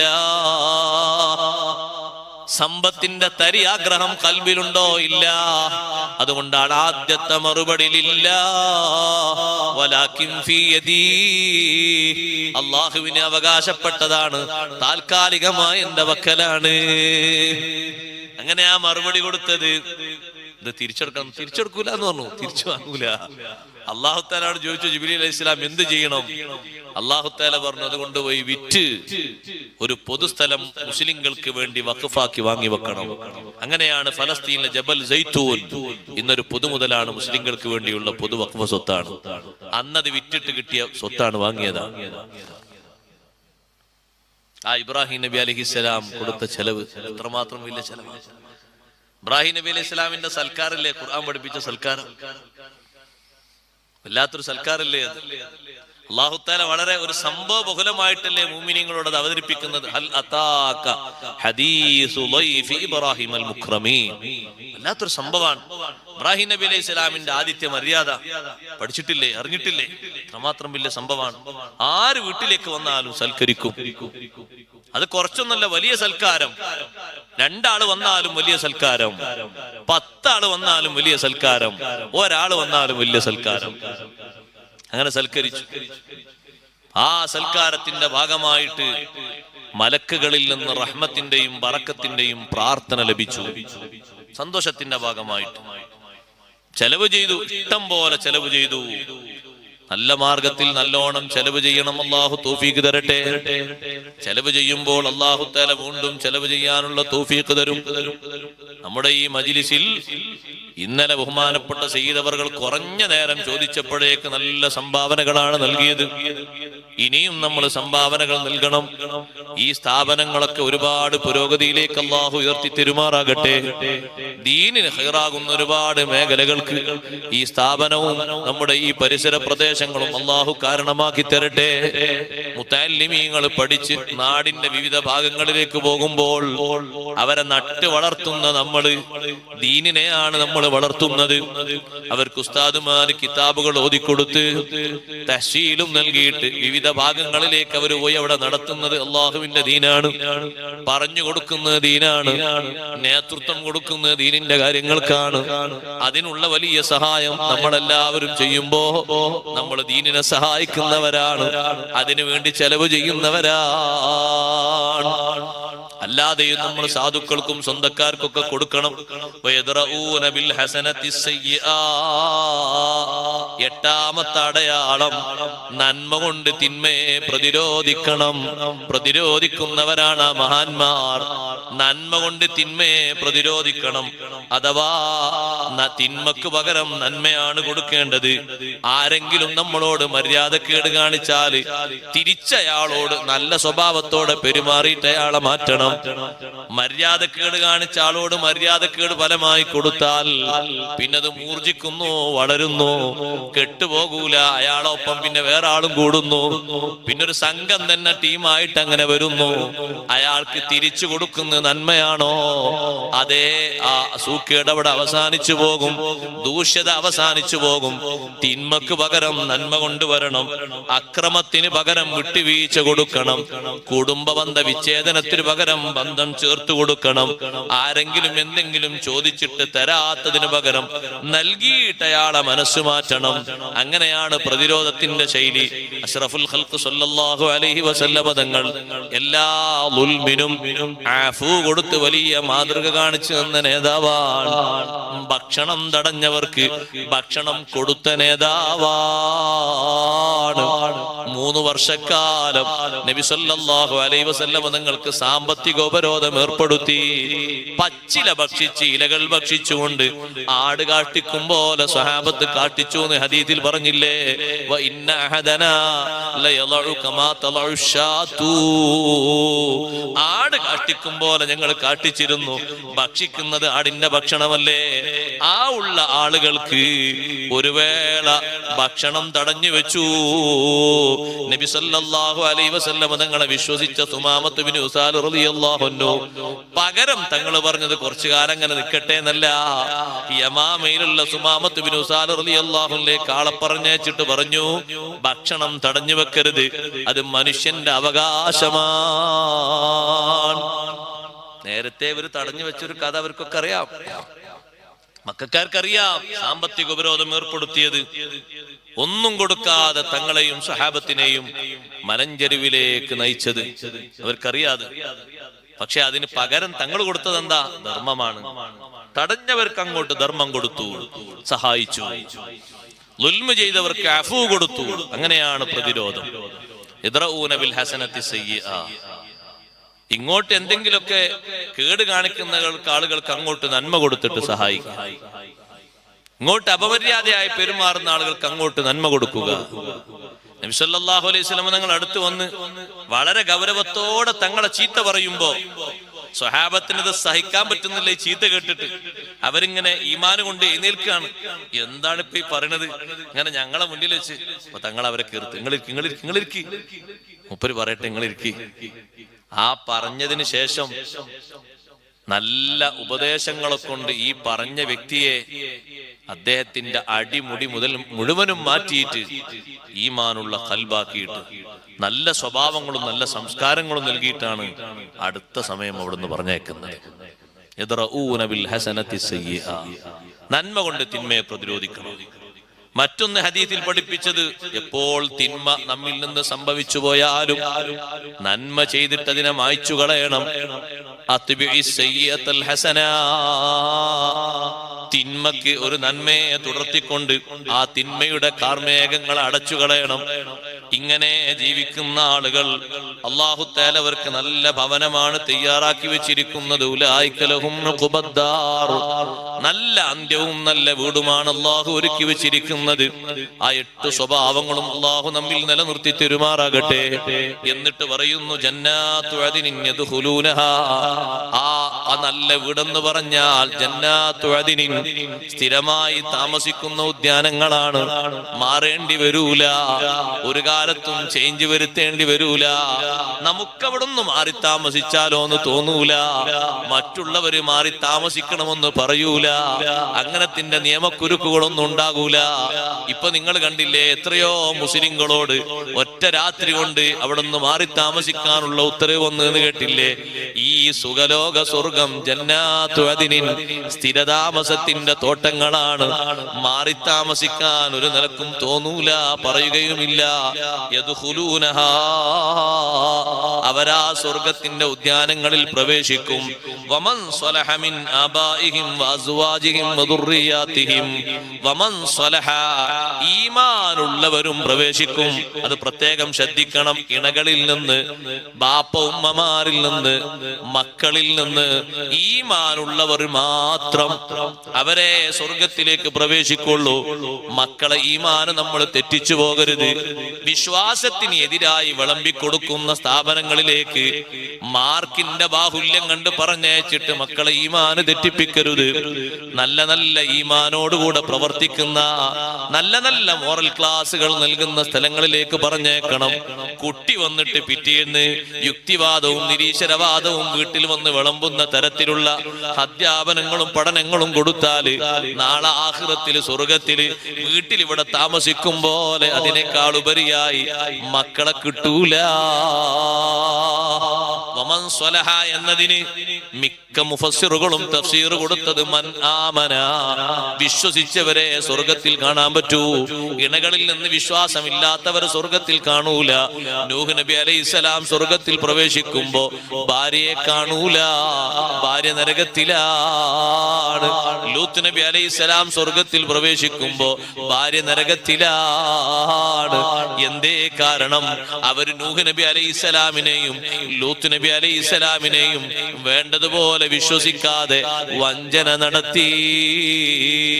കപട വിശ്വാസവും ശത്രുക്കൾക്ക് വേണ്ടിയുള്ള സഹായങ്ങളും ചെയ്തു കൊടുത്തുകൊണ്ട് ലൂത്ത് നബി അലൈഹിസ്സലാമിനെയും നൂഹ് നബി അലൈഹിസ്സലാമിനെയും ചതി നടത്തിയപ്പോൾ അല്ലാഹു ആ 2 സ്ത്രീകളോടും പറഞ്ഞു, വഖീല ദുഖുലന്നാറ മഅദ്ദാഖിലീൻ, നിങ്ങൾ നരകത്തിലേക്ക് പ്രവേശിച്ചോളൂ. നരകത്തിൽ പ്രവേശിക്കുന്ന ആളുകളുടെ കൂടെ ഈമാനുള്ള വാപ്പയും ഉമ്മയും അവിടെ കാണാം, ഈമാനുള്ള ഇണകളെ കാണാം, ഈമാനുള്ള സന്താനങ്ങളെയും കാണാം. ഈമാനില്ലാത്തവരോട് പോയി തെരഞ്ഞാൽ കിട്ടൂല. അവരെ മാത്രമേ ഉണ്ടാകുള്ളൂ, അവര് മാത്രമേ അവിടെ എത്തുകയുള്ളൂ. അല്ലാത്തവരൊന്നും അങ്ങോട്ട് എത്തൂല. ശരിക്കും ഈ പൂർവികരായ മഹാന്മാരുടെ പദവിയിലേക്ക് എത്തിയിട്ടില്ലെങ്കിലും ഈമാനുണ്ടോ അവിടെ എത്തിച്ചേരും. പണ്ഡിതന്മാര് പറഞ്ഞു, വൈലം യബ്ലുഗു മബ്ലഗ ഫദ്ലിഹിം, ബാപ്പമാരുടെ അതേ ഗ്രേഡിലേക്ക് മക്കൾ എത്തിയിട്ടില്ലെങ്കിലും മക്കൾ ഈമാനെന്ന് വിട്ടുപോകാൻ പാടില്ല. ഈമാനിലായിട്ട് അടിയുറച്ചു നിന്ന് മൂമിനായിട്ട് മരിച്ചുപോയി, മൂമിനായി ജീവിച്ചു മൂമിനായിട്ട് മരിച്ചുപോയാൽ സന്തോഷത്തോടെ കാണാൻ പറ്റും. അതിൽ നിന്ന് മാറിത്തിരിഞ്ഞു പോയാലോ? മാറിത്തിരിഞ്ഞു പോകാന്ന് പറഞ്ഞാൽ വളരെ എളുപ്പമാണ്. അള്ളാഹ് നിഷിദ്ധമാക്കിയ കാര്യങ്ങൾ ഹലാലായി കാണുന്ന പരുവമാണ് അടുത്തടുത്തൊക്കെ വന്നുകൊണ്ടിരിക്കുന്നത്. അതിനൊന്നും കുഴപ്പമില്ല, അതിനൊന്നും കുഴപ്പമില്ല എന്ന് പറഞ്ഞാൽ ഇതിനർത്ഥ ഹലാലാന്നാ. ആ ഒരു ബുദ്ധിയും ആ ഒരു ചിന്തയും വന്നു കഴിഞ്ഞാൽ ഈമാന് പോയി. നിസ്കരിച്ചു എന്നുള്ളതുകൊണ്ട് മാത്രം ഈമാൻ ഉണ്ടെന്ന് പറയാൻ പറ്റൂല. നോമ്പോറ്റു എന്നുള്ളതുകൊണ്ട് മാത്രം ഈമാൻ ഉണ്ടെന്ന് പറയാൻ പറ്റൂല. നിയമങ്ങളെ യഥാവിധി അംഗീകരിക്കുന്ന ഈമാനാണ് ഏറ്റവും വലിയ ഈമാൻ. അത് ചെയ്യുന്നതിനും കുഴപ്പമില്ല, വലിയ കുഴപ്പമുണ്ടെങ്കിൽ പലരും ചെയ്യുന്നില്ല, എല്ലാവരും ചെയ്യോ എന്നൊക്കെ ചോദിക്കും. സത്യത്തിൽ അത് കടുത്ത ഹറാമാണെങ്കിൽ ഹലാലിന്റെ പരിവേഷം വന്നാൽ രിദ്ദത്ത് സംഭവിക്കും. അപ്പൊ പിന്നെ ആൾ ഈമാൻ പുറത്താക്കപ്പെട്ടു പോയി. അള്ളാഹു നമ്മളെ കാത്തുരക്ഷിക്കട്ടെ. ഈമാനോടുകൂടെ ജീവിച്ച ആൾക്കാരെ അവിടെ കാണാൻ പറ്റുള്ളൂ, അല്ലാത്തവരൊന്നും കാണാൻ പറ്റൂല. എന്നിട്ട് ഖുർആൻ പറയുന്നു, വൽ മലായികത്തു യദ്ഖുലൂന അലൈഹിം മിൻ കുല്ലി ബാബ്, എല്ലാ വാതിലുകളുടെയും മലക്കുകൾ ഇങ്ങനെ കടന്നു വരും. ആ മലക്കുകളുടെ കയ്യിലൊക്കെ ഒരുപാട് പ്രസന്റേഷനുകൾ ഉണ്ടാകും, നല്ല നല്ല സ്വീകരിക്കാനുള്ള വസ്തുക്കൾ ഉണ്ടാകും. എന്തുദ്ദേശിക്കുന്നു അതൊക്കെ ഉണ്ടാവും മലക്കുകളുടെ കയ്യിൽ. മലക്കുകൾ ഓരോ ഭാഗത്തുകൂടെയും വന്നിട്ട് സലാം പറയും. സലാമുൻ അലൈക്കും ബിമാ സബർതും, നിങ്ങൾ ക്ഷമിച്ചത് കാരണം നിങ്ങൾക്ക് അല്ലാഹുവിന്റെ രക്ഷയുണ്ടാകട്ടെ. അഭിവാദ്യങ്ങൾ അർപ്പിക്കുകയാണ്. ഫനിഅമൽ ഖുബദ്ദാർ, കിട്ടിയ വീട് നല്ല വീടാണ്, കിട്ടിയ താമസ സ്ഥലം നല്ല താമസ സ്ഥലമാണ്. സുബ്ഹാനല്ലാഹ്, മലക്കുകൾ വന്ന് സലാം പറയുമ്പോൾ മുഅ്മിനീങ്ങൾക്ക് വലിയ സന്തോഷമാണ്. എല്ലാവരുടെ അടുത്തേക്കും മലക്കുകൾ വരുന്നു, സലാം പറയുന്നു, സന്തോഷം പറയുന്നു. ഇതേ സലാമാണ് അഷ്റഫുൽ ഖൽഖ് റസൂലുള്ളാഹി സ്വല്ലല്ലാഹു അലൈഹി വസല്ലം ഈ ആയത്തിന്റെ വിശദീകരണത്തിൽ ഹാഫിദ് ഇബ്നു കസീറും ഇമാം റാസി റഹ്മത്തുള്ളാഹി അലൈഹിയും അതുപോലെ തന്നെ ഇസ്മായിൽ ഹിത്തി തങ്ങളും പലരും രേഖപ്പെടുത്തിയത് കാണാം. ഹാഫിദ് ഇബ്നു കസീറും കൊണ്ടുവന്നത് കാണാം. എല്ലാ വർഷത്തിന്റെയും ആദ്യത്തിൽ ഉഹുദ് ശുഹദാഇന്റെ മഖ്ബറയിലേക്ക് പോയിട്ട് തങ്ങൾ സലാം പറയുന്ന സലാമിന്റെ വാചകം ഇതാണ്: സലാമുൻ അലൈക്കും ബിമാ സബർതും ഫനിഅമൽ ഖുബദ്ദാർ. എല്ലാ വർഷത്തിന്റെയും തുടക്കത്തിൽ അങ്ങനെ ഉഹുദ് ശുഹദാഇന്റെ മഖ്ബറയിൽ ചെന്ന് സിയാറത്ത് ചെയ്യും. വകദാലിക അബൂബക്കറിൻ വഉമർ വഉസ്മാൻ റളിയല്ലാഹു അൻഹും. ഇതേ രൂപത്തിൽ തന്നെ വർഷത്തിന്റെ ആരംഭം വരുമ്പോ സിദ്ദീഖ് റളിയല്ലാഹു അൻഹു അങ്ങനെ സിയാറത്ത് നടത്തിയിരുന്നു, ഉമർ റളിയല്ലാഹു അൻഹു അങ്ങനെ സിയാറത്ത് നടത്തിയിരുന്നു, ഉസ്മാൻ റളിയല്ലാഹു അൻഹു അങ്ങനെ സിയാറത്ത് നടത്തിയിരുന്നു. വർഷത്തിൽ ഒരിക്കൽ നടത്തുന്നതിനാണല്ലോ ഉറൂസ് എന്ന് പറഞ്ഞത്. എല്ലാ വർഷത്തിന്റെയും ആരംഭത്തിൽ അങ്ങനെ ഒരു സിയാറത്തിന്റെ പതിവ് സ്വഹാബത്ത് ചെയ്തിരുന്നു. സ്വർഗത്തിലെത്തിയിട്ട് മലക്കുകളെ സന്തോഷം. ദുനിയാവെന്ന് മരിച്ചുപോയ ഉടനെ തന്നെ സലാം കേട്ട ഒരുപാട് മഹാന്മാരുണ്ട്. ബറക്കത്തിനൊരൊറ്റ സംഭവം പറഞ്ഞ് ഞാൻ എന്റെ വാക്കുകൾ ഉപസംഹരിക്കുന്നു. അബ്ദുൽ വാഹിദ് ബിൻ സയ്യിദ് റളിയല്ലാഹു അൻഹു വലിയ വാഇളാണ്. മഹാനവറുകൾ പറയുന്നു, ഞങ്ങൾ കപ്പലിൽ യാത്ര ചെയ്തുകൊണ്ടിരിക്കെ കപ്പൽ ഞങ്ങളെ കൊണ്ടുപോയി എത്തിച്ചത് കാറ്റടിച്ച് വീശിയിട്ട് ഞങ്ങൾ ഒരു ദ്വീപിലാണ് പോയി ഇറങ്ങിയത്. ആ ദ്വീപിൽ ഞങ്ങൾ പോയി പെട്ടപ്പോ അവിടെ ഒരു മനുഷ്യനുണ്ട്, ഒരൊറ്റ മനുഷ്യൻ. ആ മനുഷ്യൻ യഅ്ബുദു സനമൻ, ഒരു വിഗ്രഹത്തെ ആരാധിച്ചു കൊണ്ടിരിക്കുകയാണ്. ഞാൻ ചോദിച്ചു, മനുഷ്യ നിങ്ങൾ ആരെയാണ് ആരാധിക്കുന്നത്? ആരാധിക്കുന്ന വസ്തുവിനെ ആ മനുഷ്യൻ ചൂണ്ടിക്കാണിച്ചു തന്നു. അതാണ് എന്റെ ആരാധ്യൻ. അപ്പൊ നിങ്ങളെ ആരാധ്യൻ നിർമ്മിത വസ്തുവാണോ എന്ന് ചോദിച്ചു. നിങ്ങളെ ഇലാഹ് മറ്റൊരാൾ നിർമ്മിച്ചതാണല്ലോ, ഞങ്ങൾക്കും ഇതുപോലത്തെ നിർമ്മിക്കാനുള്ള കഴിവുണ്ട് വരുന്നുണ്ടല്ലോ, ഇതെന്ത് ആരാധ്യ വസ്തുവാണെന്ന് ചോദിച്ചു. ഇതാണോ നിങ്ങൾ ആരാധിക്കുന്നത്? തിരിച്ചാ വ്യക്തി ചോദിച്ചു, നിങ്ങൾ ആരെയാണ് ആരാധിക്കുന്നത്? അബ്ദുല്ലാഹിദ് ഇബ്നു സയ്യിദ് റളിയല്ലാഹു അൻഹു പറഞ്ഞു, നഅബ്ദുല്ലദീ ഫിസ്സമാഇ അർശുഹു വഫിൽ അർളി ബത്ശുഹു വഫിൽ അഹ്യാഇ വൽ അംവാതി ഖലാഉഹു. എല്ലാവരിലും വിധി നടത്തുന്ന അല്ലാഹു തആല അർശ് വലിയ ഒരു സൃഷ്ടിയായിട്ട് ആകാശലോകത്ത് അർശ് പടച്ച, പ്രപഞ്ചത്തിൽ മുഴുവനും അധികാരമുള്ള സ്വാധീനമുള്ള റബ്ബിനെയാണ് ഞങ്ങൾ ആരാധിക്കുന്നത്. ചോദിച്ചു, ഈ റബ്ബിനെ പറ്റി നിങ്ങൾക്ക് പഠിപ്പിച്ചു തന്നതാരാണ്? അബ്ദുൽ വാഹിദ് ഇബ്നു സയ്യിദ് റളിയല്ലാഹു അൻഹു പറഞ്ഞു, ഞങ്ങൾക്ക് അല്ലാഹു ഒരു റസൂലിനെ അയച്ചിരുന്നു. ആ റസൂലാണ് അല്ലാഹുവിനെ പറ്റി ഞങ്ങൾക്ക് പഠിപ്പിച്ചു തന്നത്. ഇപ്പൊ ആ റസൂൽ എന്താണ് ചെയ്യുന്നത് എന്ന് ചോദിച്ചു. ആ റസൂൽ നിർവഹിക്കേണ്ട ദൗത്യം നിർവഹിച്ചപ്പോൾ അല്ലാഹു തആല അവന്റെ ഹദ്റത്തിലേക്ക് ആ റസൂലിനെ പിടിച്ചു കൊണ്ടുപോയി. ഞങ്ങളിൽ നിന്ന് അല്ലാഹുവിന്റെ റഹ്മത്തിലേക്ക് നീങ്ങിപ്പോയി, വഫാത്തായി പോയി. ഒരു കിതാബ് ഞങ്ങൾക്ക് ബാക്കി വെച്ചിട്ടാണ് റസൂല് പിരിഞ്ഞു പോയത്. ആ മനുഷ്യൻ ചോദിക്കുന്നു, ആ കിതാബ് നിങ്ങളെ പക്കലുണ്ടോ? ഞങ്ങൾ ഓതുന്ന മുസ്ഹഫ് ഞങ്ങൾ എടുത്തുകൊണ്ടുപോയി. അതിൽ നിന്ന് സൂറത്ത് ഞങ്ങൾ ഓതിക്കൊടുത്തപ്പോൾ ആ സൂറത്ത് കേട്ടിട്ട് ആ മനുഷ്യൻ പൊട്ടി പൊട്ടി കരയുന്നു. സൂറത്ത് അവസാനിക്കാനായ നേരത്ത് പറഞ്ഞു, യംബഗീ ലിസ്വാഹിബി ഹാദൽ കലാമി അല്ലാ യുസാ. ഈ ഒരു ഗ്രന്ഥം സമ്മാനിച്ച അല്ലാഹുവിന് ഒരിക്കലും എതിര് ചെയ്യാൻ പറ്റൂല. ഞാൻ നിങ്ങളെപ്പോലെ മുസ്ലിമായി ജീവിക്കാൻ നിശ്ചയിക്കുന്നു. ഷഹാദത്ത് കലിമ ചൊല്ലി ദീനിന്റെ നിയമങ്ങളൊക്കെ ഞങ്ങൾ പഠിപ്പിച്ചു. ഒരുപാട് സൂറത്തുകളും കാണാതെ പഠിപ്പിച്ചു.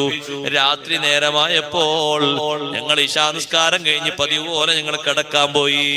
കിടക്കാൻ പോയ സമയത്ത് ആ മനുഷ്യൻ ചോദിക്കാണ്, മനുഷ്യന്മാരെ, യാ ഖൗമി, സമൂഹമേ, നിങ്ങൾ എന്നെ എനിക്ക് പരിചയപ്പെടുത്തി തന്ന ഇലാഹ് രാത്രിയായാൽ ഉറങ്ങുമോ? ഞങ്ങൾ പറഞ്ഞു, ഇല്ല, രാത്രിയായാൽ ഉറങ്ങൂല, പകലായാലും ഉറങ്ങൂല. ലാ തഖുദുഹു സിനത്തും വലാ നൗം. അല്ലാഹു തആല ഉറങ്ങൂലെങ്കിൽ ഫബീസൽ നബീദു അൻതും തനാമൂന. നിങ്ങൾ എന്താ ഉറങ്ങുന്നത്? മൗലാക്കും ലാ യനാമു. നിങ്ങളെ യജമാനനായ റബ്ബ് ഉറങ്ങുന്നില്ലല്ലോ. ആ വർത്തമാനം ഞങ്ങളെ അത്ഭുതപ്പെടുത്തി. ഞങ്ങൾ നോക്കുന്ന സമയത്ത് അദ്ദേഹം അതാ രാത്രി തന്നെ എഴുന്നേറ്റ് നിസ്കരിക്കുന്നു. രാത്രി, അന്നത്തെ രാത്രി, വിശ്വസിച്ച രാത്രി തന്നെ നിസ്കരിക്കുന്നു, പ്രാർത്ഥിക്കുന്നു, ഇസ്തിഗ്ഫാർ ചൊല്ലുന്നു. സുബ്ഹി വരെ അത് പതിവാക്കി. ഞങ്ങൾ അവിടുന്ന് പോകാൻ നേരത്ത് ഞങ്ങൾ ഒരുപാട് ദിർഹമുകൾ ശേഖരിച്ചുകൊണ്ട് അദ്ദേഹത്തിന് കൊടുത്തു. ഇതാ നിങ്ങൾക്ക് ചെലവഴിക്കാനുള്ള ദിർഹമാണ്. ലാ ഇലാഹ ഇല്ലല്ലാഹ് നിങ്ങൾ എനിക്ക് പഠിപ്പിച്ചു തന്നില്ലേ? ആ ലാ ഇലാഹ ഇല്ലല്ലാഹയുടെ ആശയം ഞാൻ ഗ്രഹിച്ചില്ലേ? ഇതുവരെ ഞാൻ അല്ലാഹുവിനെ അല്ലല്ലോ ആരാധിച്ചത്. ഇതുവരെ ഞാൻ അല്ലാഹു തആലാനെ അല്ലല്ലോ വണങ്ങിയത്. അല്ലാഹനെ ആരാധിക്കാതെ വേറെ ഒന്നിനെ ആരാധിച്ച് ഈ ദ്വീപിൽ ഞാൻ ഒറ്റക്ക് കഴിയുമ്പോഴും എനിക്ക് ഭക്ഷണം നൽകിയത്, എനിക്ക് വെള്ളം നൽകിയത് നിങ്ങൾ ഈ പഠിപ്പിച്ച ഇലാഹ് തന്നെയല്ലയോ? അതുകൊണ്ട് നിങ്ങളെ ദിർഹം എനിക്ക് വേണ്ട. അന്നത്തെ കാലത്ത് എനിക്ക് ഭക്ഷണം തന്ന റബ്ബിന് ഞാൻ ആ റബ്ബിനെ വിശ്വസിച്ചില്ലേ? ആ റബ്ബിനെ പറ്റി അറിഞ്ഞില്ലേ? പിന്നെ റബ്ബെന്നെ വെറുതെയാക്കൂലല്ലോ. നിങ്ങളെ ദിർഹമൊന്നും എനിക്ക് വേണ്ട. എനിക്കുള്ള ഭക്ഷണം അല്ലാഹു തആല തരും, എനിക്കുള്ള വെള്ളം അല്ലാഹു തആല തരും. കഴിഞ്ഞ കാലത്തും എനിക്ക് ഭക്ഷണം തന്നവൻ അവനെയാണ്. അപ്പോൾ ഞാൻ അവനെ ആരാധിച്ചിട്ടില്ല, വിശ്വസിച്ചിട്ടുമില്ല. വിശ്വസിച്ചത് കൊണ്ട് ഇനി ഏതായാലും എനിക്ക് തരും. 3 ദിവസം കഴിഞ്ഞപ്പോ അബ്ദുൽ വാഹിദ് ഇബ്നു സയ്യിദ് റളിയല്ലാഹു അൻഹു പറയാണ്, അദ്ദേഹം അതാ മരിക്കാനുള്ളൊരു സമയമായി തുടങ്ങി. ശരീരത്തിന്റെ അവസ്ഥയൊക്കെ മാറിയപ്പോ ഞാൻ അങ്ങോട്ട് ചെന്നിട്ട് ചോദിച്ചു, എന്തെങ്കിലും ആവശ്യമുണ്ടോ? അദ്ദേഹം പറഞ്ഞു, എന്റെ ആവശ്യങ്ങൾ മുഴുവനും നിങ്ങളെ ഈ ദ്വീപിലേക്ക് കൊണ്ടുവന്ന റബ്ബില്ലേ, ആ റബ്ബ് എനിക്ക് നിറവേറ്റി തന്നു. ഇതും കേട്ട് ഞാൻ അപ്പുറത്തു പോയി കിടന്നപ്പോ കുറച്ചു നേരം കഴിഞ്ഞു നോക്കുമ്പോ അദ്ദേഹം അതാ മരണപ്പെട്ടിരിക്കുന്നു. മറമാടുന്നതിന്റെ മുമ്പ് അബ്ദുൽ വാഹിദ് ബിൻ സയ്യിദ് റളിയല്ലാഹു അൻഹു പറയാണ്, ഞാൻ അദ്ദേഹത്തെ സ്വപ്നത്തിൽ കണ്ടു. ഒരു നല്ല തോട്ടത്തിൽ അദ്ദേഹം നടക്കുന്നതാണ് കണ്ടത്. ആ തോട്ടത്തിൽ ഒരു കുബ്ബയുണ്ട്. ആ കുബ്ബയുടെ ഉള്ളിൽ ഒരു കട്ടിലുണ്ട്. ആ കട്ടിലിന്റെ സമീപത്തൊരു സുന്ദരിയായ പെൺതരി ഇരിക്കുന്നുണ്ട്. അതിനേക്കാളും ഭംഗിയുള്ള ഒരു പെൺകുട്ടിയെ കാണാൻ പറ്റൂല. ഞാൻ ചോദിച്ചു, റബ്ബ് സുബ്ഹാനഹു വ തആല നിങ്ങളെ ഈ കട്ടിലിൽ ഇരുത്തിയിട്ട്, ഈ കുബ്ബയിൽ ചമഞ്ഞൊരുക്കി ഇരുത്തിയിട്ട് എന്തിനാണ്, ആരെയാണ് നിങ്ങൾ കാത്തിരിക്കുന്നത്? അതേ 2-3 ദിവസം മുമ്പ് നിങ്ങൾ ഇസ്ലാം പഠിപ്പിച്ച് അള്ളാഹുവിനെ പഠിപ്പിച്ച് വിശ്വസിച്ച മനുഷ്യനില്ലേ? നിങ്ങൾ പഠനം നൽകിയത് മുതൽ ഒരൊറ്റ രാത്രിയിലും ഉറങ്ങാതെ റബ്ബിനെ വണങ്ങിയ ആളാണ് ഞാൻ. ആ വ്യക്തിക്കുള്ള സമ്മാനമാണ്. റബ്ബെന്നെ ഒരുക്കി വെച്ചിരിക്കുകയാണ്. അദ്ദേഹം ദുനിയാവിൽ നിന്ന് യാത്രയായിട്ടുണ്ട്. ഞാൻ പെട്ടെന്ന് ഉറക്കിൽ നിന്ന് ഉണർന്നു നോക്കുമ്പോ ബാക്കിയുള്ളവരൊക്കെ കൂട്ടം കൂടി നിൽക്കുന്നുണ്ട്. അദ്ദേഹം മൂത്തായി പോയിട്ടുണ്ട്. അബ്ദുൽ വാഹിദ് ബിൻ സയ്യിദ് റളിയല്ലാഹു അൻഹു എന്ന പണ്ഡിതൻ പറയുന്നു, ഞാൻ അദ്ദേഹത്തെ കുളിപ്പിച്ചു, കഫൻ ചെയ്തു, അങ്ങനെ മറവ് ചെയ്തു. ആ മറവ് ചെയ്ത ശേഷവും രണ്ടാമതും അദ്ദേഹത്തെ ഞാൻ സ്വപ്നത്തിൽ ദർശിച്ചു. നേരത്തെ കണ്ട അതേ കുബ്ബയുടെ ഉള്ളില് കട്ടിൽമേൽ അദ്ദേഹം ഇങ്ങനെ ഇരിക്കുന്നുണ്ട്. അതാ അദ്ദേഹം ഓതുന്നുണ്ട്, വൽ മലായികതു യദ്ഖുലൂന അലൈഹിം മിൻ കുല്ലി ബാബ് സലാമുൻ അലൈക്കും ബിമാ സബർതും ഫനിഅമൽ ഖുബദ്ദാർ. മലക്കുകൾ എന്റെ പരിസരത്തുകൂടെ വരുന്നുണ്ട്. എല്ലാവരും എനിക്ക് സലാം പറയുന്നുണ്ടേ. മുഅ്മിനീങ്ങളെ, നല്ല നിലക്ക് വിശ്വാസത്തോടുകൂടെ കർമ്മങ്ങളോടുകൂടെ അള്ളാഹുവിന്റെ മാർഗത്തിലേക്ക് പൊരുത്തപ്പെട്ടുള്ള ജീവിതം നമ്മൾ നയിക്കുമ്പോ ആഖിറത്തിൽ അല്ലാഹു തആല തരുന്ന സുഖത്തിന് കയ്യും കണക്കുമില്ല. അത് വിവരിക്കാനും വർണ്ണിക്കാനും കഴിയൂല. റബ്ബ് സുബ്ഹാനഹു വ തആല നമ്മുടെ ഈ സദസ്സ് കബൂലാക്കി തരട്ടെ. പാരത്രിക ലോകത്ത് അള്ളാഹു ഇഷ്ടപ്പെടുന്ന രൂപത്തിൽ അവിടെ എത്തിച്ചേരാനും അള്ളാഹുവിന്റെ സുഖലോക സ്വർഗത്തിൽ ഒരുമിച്ച് കൂടാനും അള്ളാഹു നമ്മുടെ മജ്‌ലിസ് നമുക്ക് വലിയ സഹായകമാക്കി കാരണമാക്കി സ്വീകരിക്കുമാറാകട്ടെ.